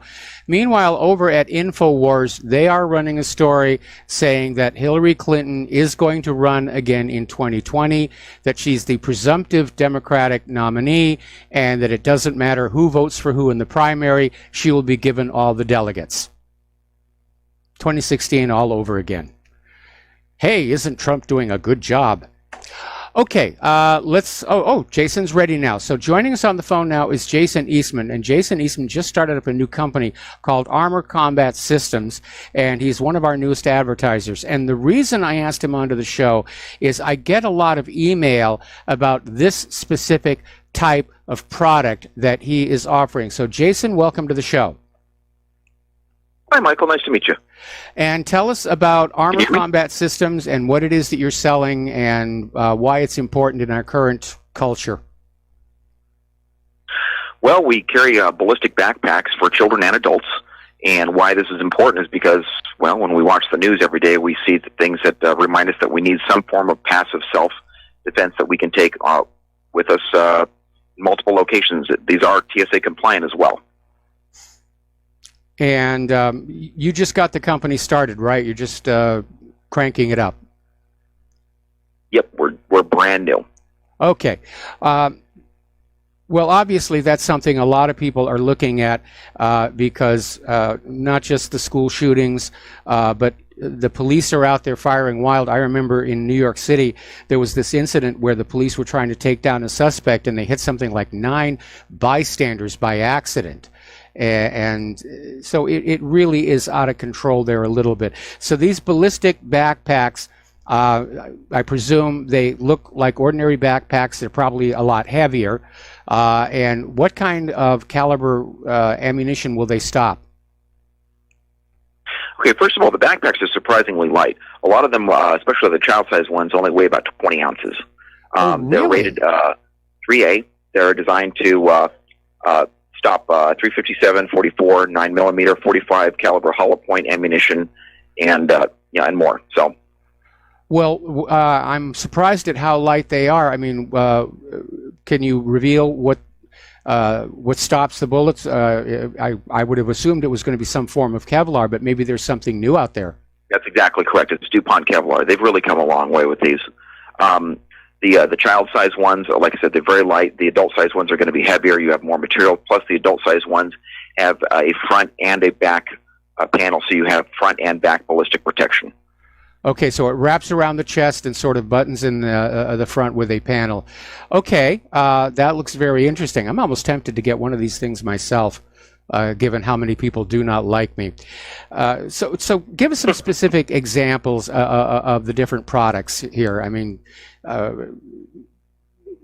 describe some of the individual items.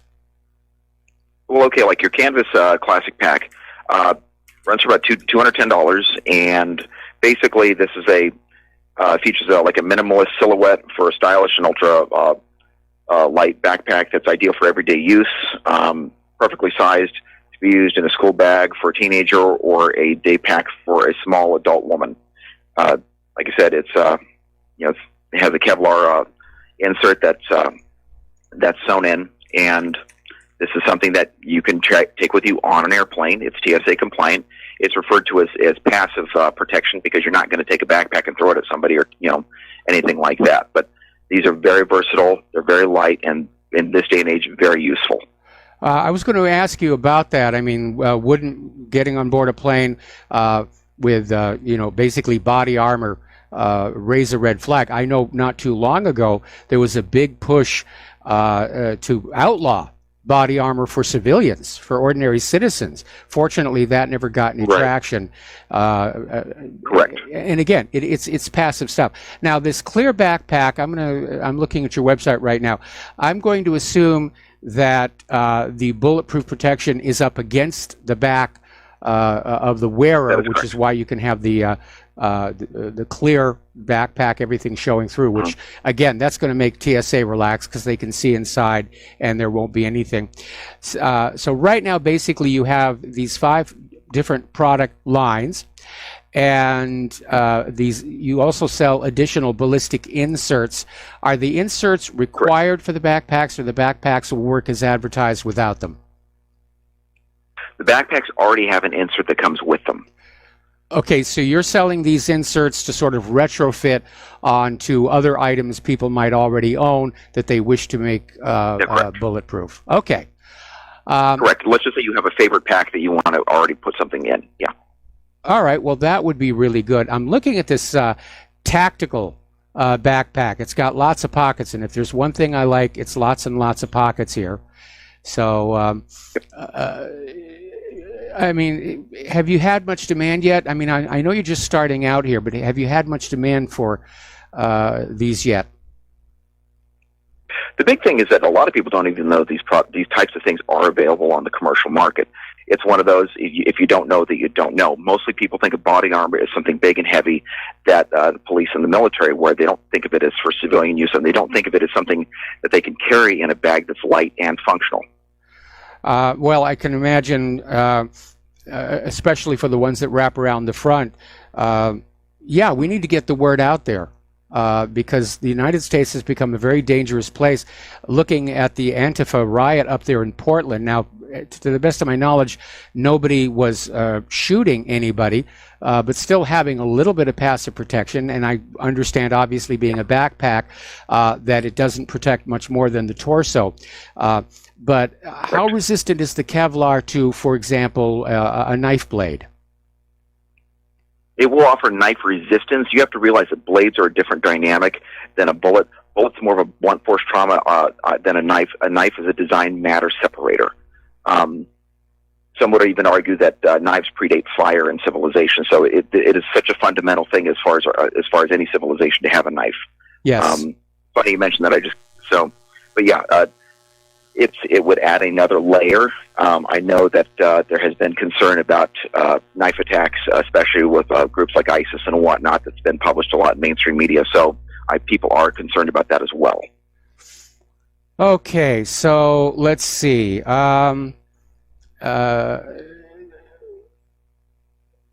These products are basically aimed at adolescent, teen, adult backpacks, children backpack. It's a small inventory to get started here, but I do wish you a lot of success. And well, thank you. I've kind of run out of things to talk about here. And all I can do is there anything else you want to share with our listeners about what you do and why? Well, like I said, we're starting off with this line of products. Eventually, we'll be moving into integrative combat training, where we will be teaching things like active shooter first aid survival, basically dealing with how to use things like shirts and whatnot to make a tourniquet if you were unfortunate enough to be involved in an active shooter situation. But that's going to be more on a local area in the northwest of the United States. And that's going to be another dimension to the website that we'll be adding in the months to come. All right. Well, that sounds really good. And again, what was your motivation for starting this company? I saw a need. Okay. I saw, people were scared, and it was like, well, so I reached out and I started finding things, and I find things. Okay, so you're not actually manufacturing these; you're finding them from other suppliers. No, we carry the bullet blocker and the leatherback gear line of ballistic backpacks. We will be expanding into other lines later on. All right, that's good. Okay, Jason, I have to be honest. I've run out of things to talk about. I do like your products. That's okay. I'm probably going to look at one of them. I would certainly advise our listeners who are concerned about the violence in our streets to look at these products. And yes, they're pricey. Do they come with a guarantee? They do come with a warranty, and like I said, these items are something that has been in high demand. I know some of the ballistic manufacturing items, you can have a lead time of something like 14 to 21 days, depending on the manufacturer, to even ship. So if you're concerned about something happening, you might have to wait. The reason why we have these in stock is so that if somebody wants one right now, they can get it shipped next day. Okay. All right. That sounds really, really good. Okay. I've run out of things to talk about here, and I wanted to go longer with you, but at least we introduced you to our listeners. So once again, this is Jason Eastman. He's just started a new company called Armor Combat Systems, where you can get basically bulletproof backpacks, and you can get them now without having to wait weeks for some of the other suppliers and manufacturers. Correct. So hopefully you'll take a look at his website. The ad is right at the top of our main page. And Jason, thank you for sharing time with us today.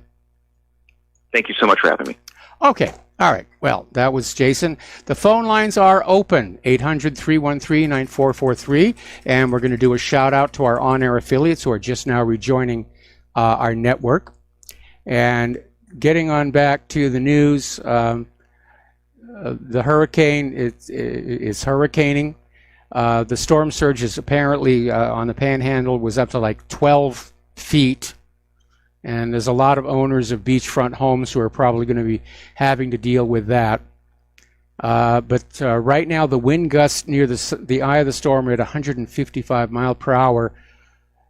And apparently they've got search and rescue teams out already for people who recklessly went out into the storm. And I got to be honest, people have been sending me these videos where they're basically out driving around taking video of the storm, even though all of the officials were saying, stay home, shelter in place. You don't go out in one of these things. All right, getting on back to immigration and globalism. Over in Arizona, Kyrsten Sinema is the Democratic nominee in the Arizona Senate race. And because Arizona is very much in favor of border control, her current political website seems to indicate she would support that as well. But apparently back in 2006, she wrote a group email in which she drew equivalence between the deaths of people trying to illegally cross into the U.S. to American soldiers fighting and dying in Iraq. In one way, she was absolutely right. the immigrants are invading our country. Apparently, when detailing her views on immigration in a profile from 2009, Kirsten Sinema said, "I oppose all of them," meaning the immigration laws, a stance that does appear to differ from her current policy positions. So you got to be really careful. It's election season. Politicians will say whatever they think you want to hear to get your vote. Speaking of getting your vote, over in Germany, polls are slipping around Angela Merkel's leadership, and they're coming up on a key state elections, and it may indicate that Merkel is just not really doing well. Apparently, the Christian Social Union, which is a sister party to Merkel's Christian Democratic Union, is at 33% in Bavaria, down from around 40 just a few months ago. The Greens Party is 18%, followed by the Alternative for Germany Party at 14%. It does really take a while for an idea to spread through a population. There's a lot of inertia. People don't want to hear about these things. They're set in their ways. They've got their ideas. But given enough time, yeah, the idea that open borders are bad is definitely spreading, not just through Germany, but through all of the European Union. Getting on back down to Israel, Netanyahu basically has renewed his attacks on non-Jewish infiltrators.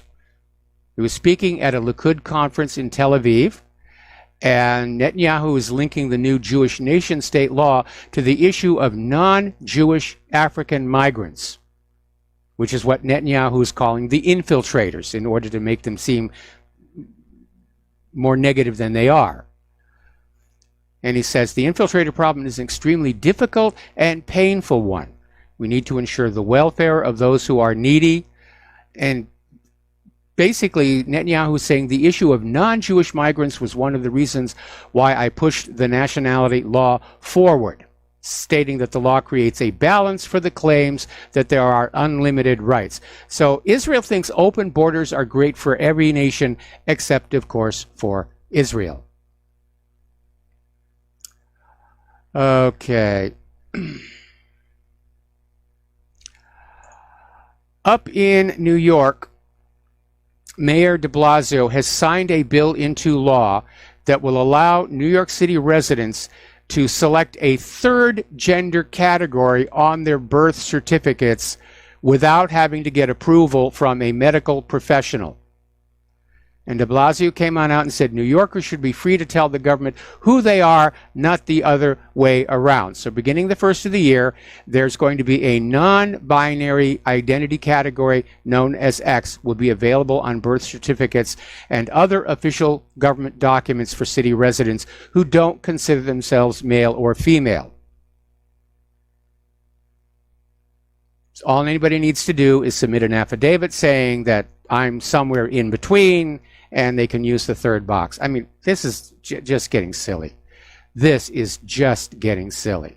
Story coming out of mommyunderground.com.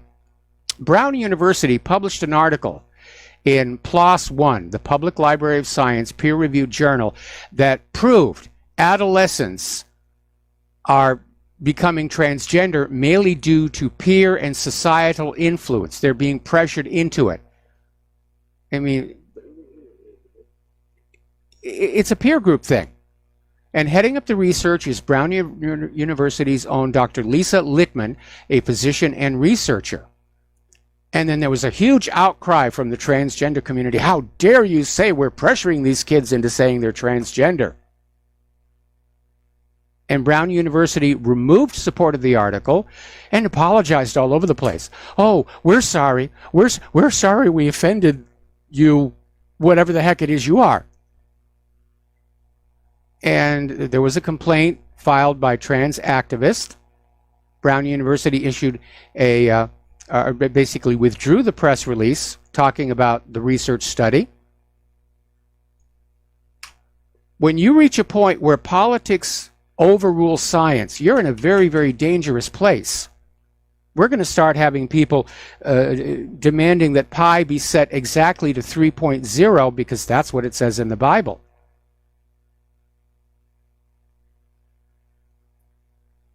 We've already seen the hysteria over human-caused global warming.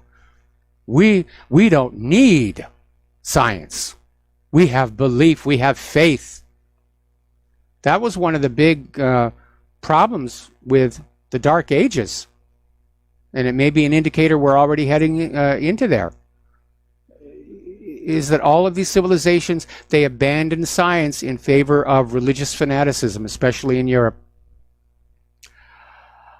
Now, this I find to be just a little bit nitpicky. Apparently, over in Virginia, several towns in the Hampton Roads area have actually passed, what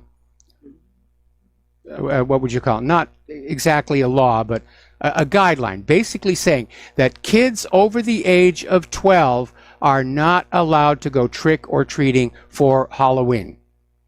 That they face fines and even jail time. I mean, seriously?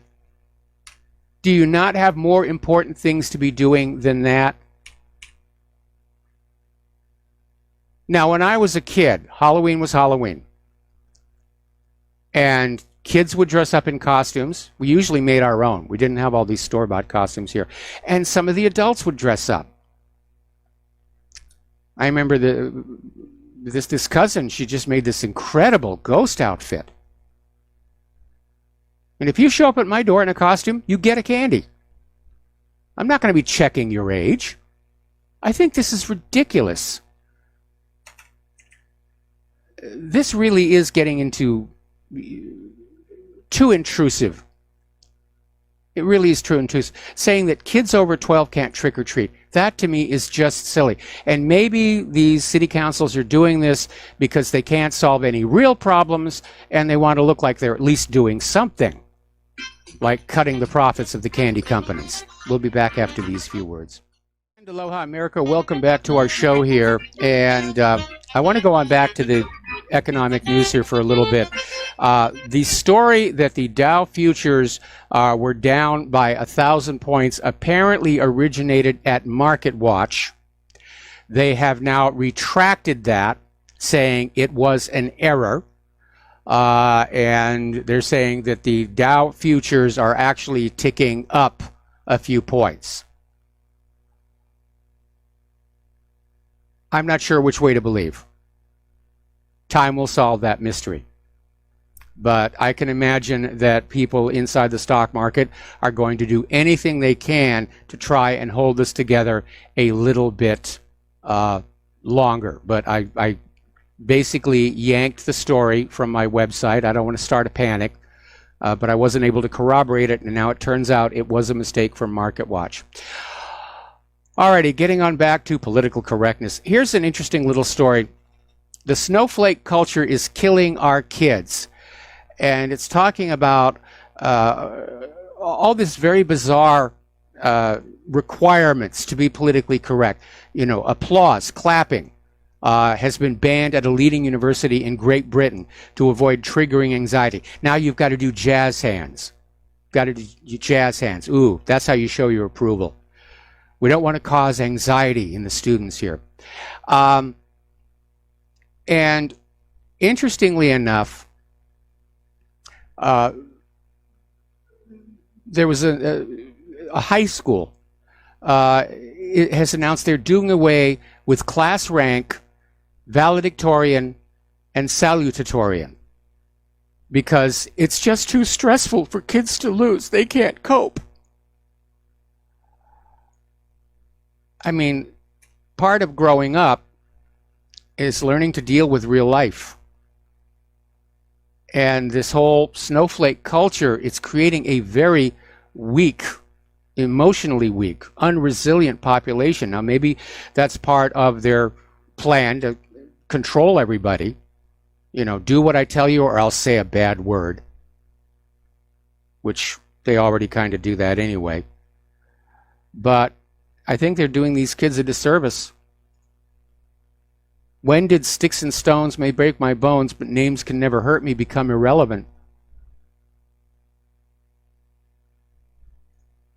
So, speaking of schools, apparently out in California, at a high school, there was an incident at Herbert Hoover High School in Glendale where the kids basically got into a brawl, which resulted in the police being called and several student suspensions.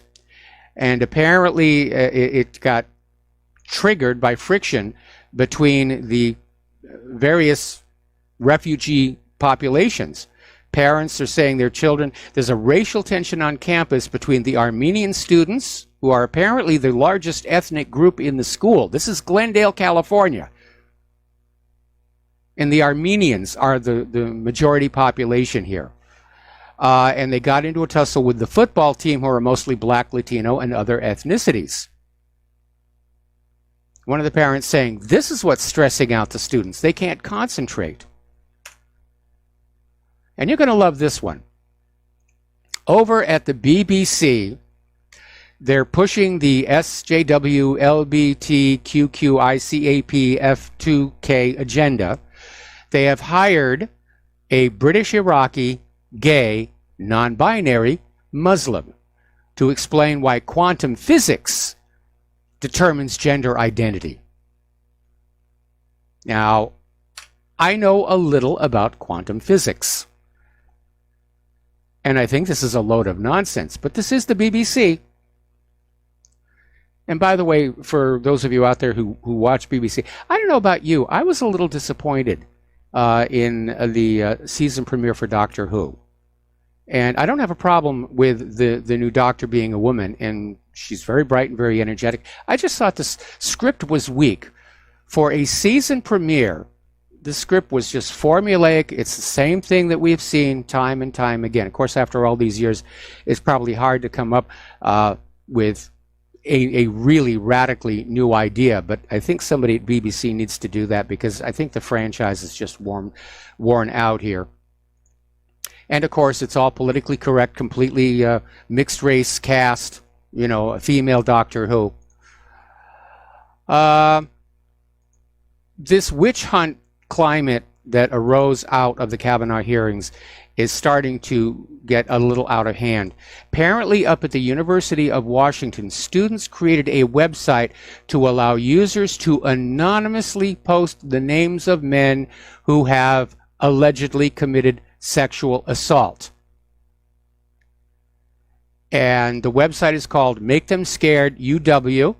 It does not vet any of the accusations in any meaningful way. It's just a place where people can log on in and say, this man did this nasty thing to me. Shun him, shun him. The only problem is it's opening up the University of Washington to massive defamation lawsuits. And I hope those students sue who get named on that website. We're going to be right back after these few words. And aloha, America. Welcome back to our show here.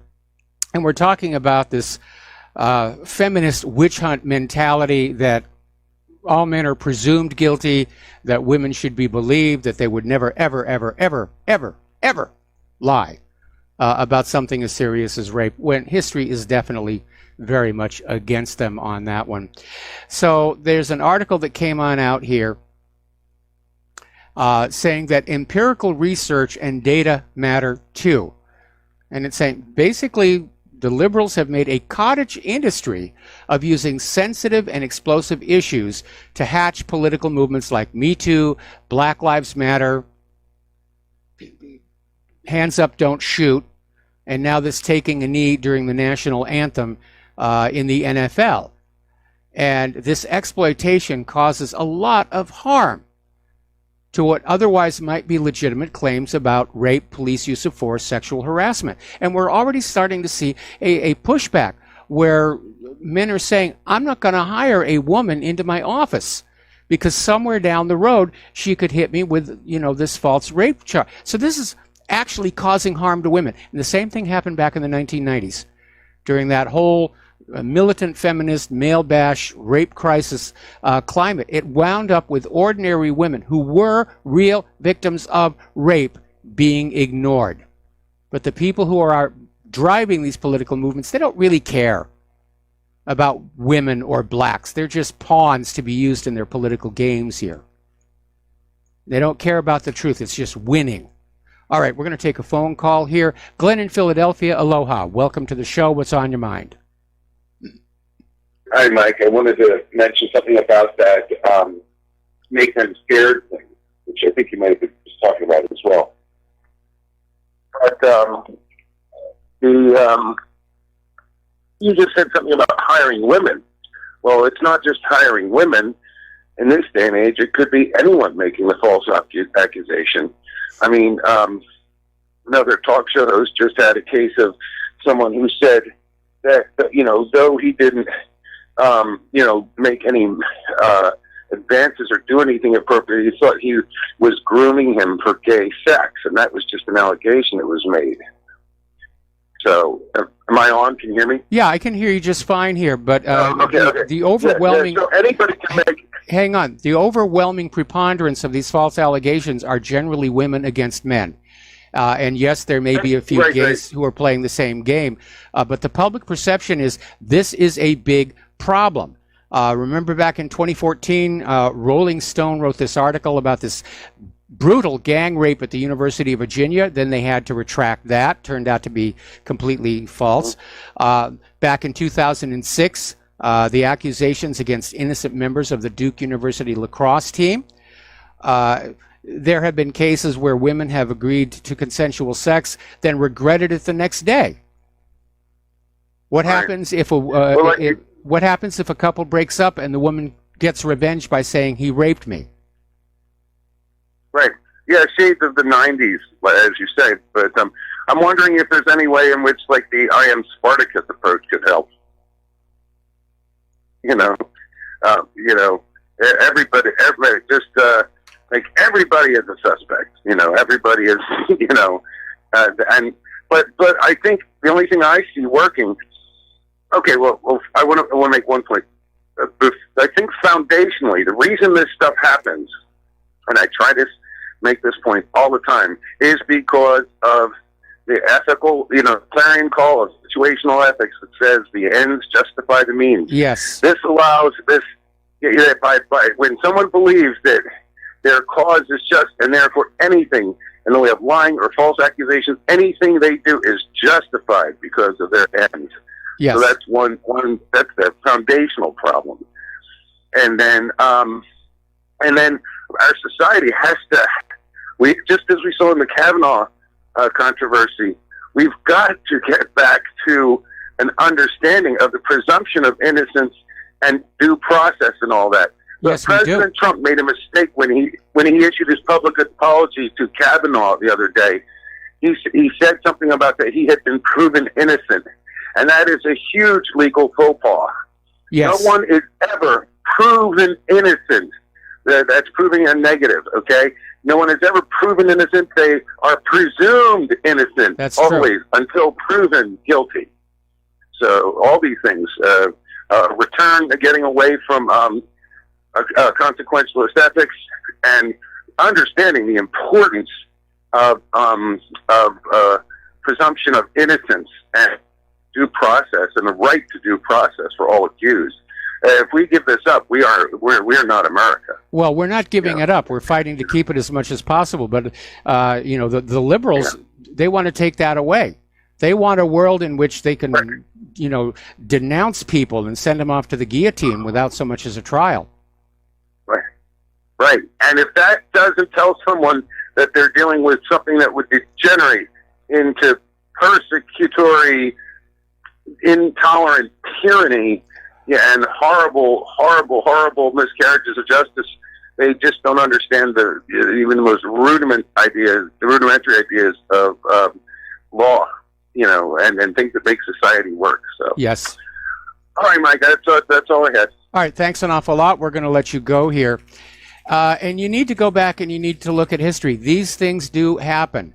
The LaSalle basketball players were accused of rape, and they were dragged through the media. Their lives were made very difficult. They lost scholarships and other opportunities because of it, and in the end, they were exonerated.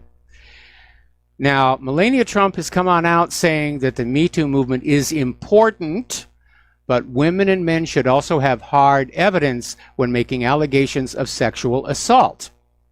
She says, I support the women and they need to be heard. We need to support them. And also men, not just women.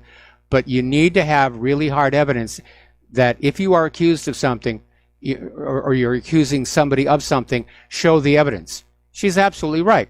She's not only our hottest first lady, she's got brains. Monica Lewinsky had evidence, remember?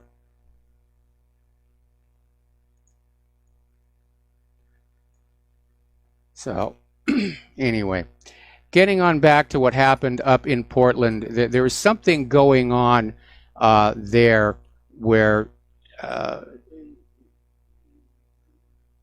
they're trying to portray Antifa as the victims. And there's a video of these Black Lives Matter attacking an old lady in a wheelchair. They were simply surrounded a white guy and screamed that he's a member of the KKK. Very uncivil behavior.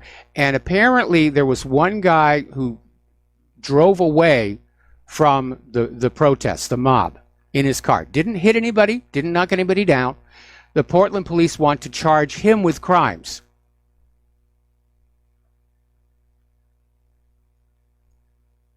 So why is Black Lives Matter and Antifa so protected? Here's a good illustration of what's going on. This came out of Judicial Watch. Up in UC Berkeley, there was this teacher who sued to block Judicial Watch from obtaining public records about her violent Antifa activism. And a federal judge basically threw it out of court saying it's entirely frivolous. So this, actually it's a middle school teacher, Yvette Filarka, and she's a national organizer for a leftist radical group. And last year, Judicial Watch filed a California Public Records Act request to get information about her violent activism. Now, she turned around and said, I'm the victim of a political witch hunt, and she sued in district court to keep the records private. The judge said, no, this is frivolous. All right. Remember Jamie Lee Curtis? Very outspoken advocate for gun control. Guns are bad. We've got to get rid of the guns here. Seen her new movie, Halloween? She's walking around there with a gun. She's going to shoot Michael Myers. Put him out of his misery. Again, a little bit of hypocrisy. You have all these Hollywood stars who make movies with guns from which they make lots of money. And then they go on out and they do the liberal thing. Oh, guns are bad. You shouldn't have guns. Well, if guns are bad, stop making movies glorifying guns. Like Shooter, which is all over the cable channels right now here. Getting on back to the NFL, they have done something which I'm sure they thought was going to solve the problem of the kneeling, but it has enraged the fans. Instead of marching across the field with the flag of the United States of America, they have created a new flag. And it's a single white stripe, a single red stripe, and a single blue stripe, and there are some stars on the blue stripe. It's not really the flag of the United States, so you don't have to kneel anymore. Problem solved. Not really. A lot of people are very upset about that. Unless the NFL has declared itself a sovereign country into its own right. There's been another one of these ridiculous cases where gays will go into a Christian bakery, order something they know to be offensive to the baker, and then take them to court. And over in Great Britain, this went all the way to Great Britain's Supreme Court. The case lasted 4 years, and it cost British taxpayers about $197,000. And the court ruled that the bakery in Belfast had not acted in a discriminatory manner by refusing to bake a cake with support gay marriage on top of it. Now, I remember when I was a kid, it was sort of an axiom of any retail business. We reserve the right to refuse service to anybody. And I think the LGBTQ community has made a bad mistake. They should have settled for acceptance, because they came on out and said, we're gay, we want you to accept us as we are. And most of us, a couple of holdouts, most of us said, yeah, we accept you, that's fine. Now they've gone further. Now they're trying to basically force into areas where their presence is offending and angering people, and trying to use the courts to bludgeon getting their way. To me, it's just common sense. If you go into a bakery and they don't want to make the cake that you want, find another baker. You know, or just, if the message was support gay marriage, buy a cake. And you can get one of those little squirt can frosting things and put the message on it yourself. But no, let's go to court. Let's make an issue about this. Let's prove our victimhood by wrecking this baker's business.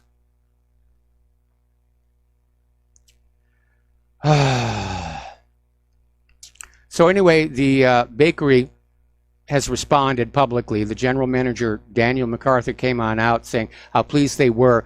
The Supreme Court emphatically accepted that they did not turn down the order because of the person who made it, but because of the message itself. And he said, family businesses like ours are free to focus on giving all their customers the best service they can without being forced to promote other people's campaigns.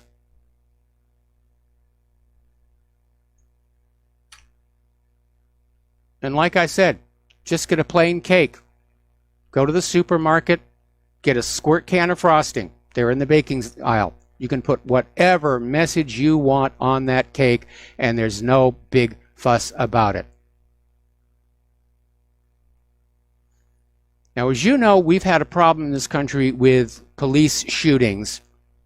And 2 years ago, there was this case where a jury could not reach a verdict in the case of South Carolina police officer Michael Slager, who shot 50-year-old Walter Scott in the back as Scott slowly ran away. And then the police officer picked up his taser and placed it on Scott's body in a blatant effort to corrupt the crime scene. And he got away with it. And he got away with it because he told the jury that he was afraid. He, an armed police officer, was afraid of this 50-year-old man. But apparently the juries have had enough of that, because in August and October of this year, in 2 different cities, 2 different states, 2 different juries have now convicted police officers for murdering young black men in abuses of power, arguably less egregious than Slager's cold-blooded murder of Scott. We have to hold the police to account.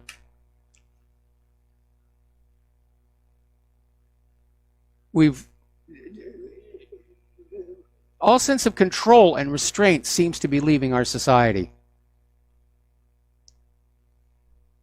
And I know I keep harping on this again, but there was an article that came on out basically showing studies that so many people are on antidepressants, and of course they are, what they don't fully metabolize is going into the water treatment centers. And there are now detectable levels of antidepressants in the water supply. We use a lot of antidepressants in this country. 1 out of every 4 people are on them. Same thing over in Great Britain. And so people are drinking this stuff out of the tap. And we're seeing more and more crazy behavior all over the world. And it's a legitimate question to ask.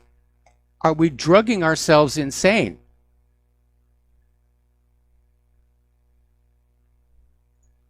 Because how else do you explain this bizarre behavior?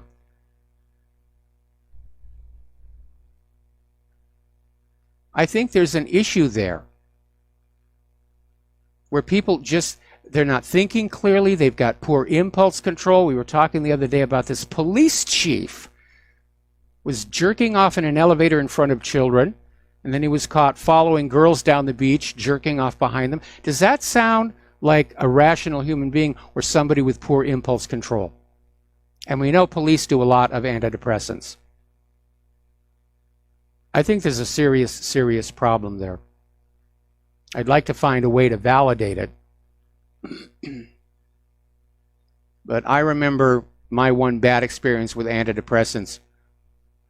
Apparently down in Florida, well, I'm going to save this until after the commercial break. We'll be right back with the last segment of our program after these few words. And aloha, America. Welcome back to our show. Last segment of our program today on this Wednesday.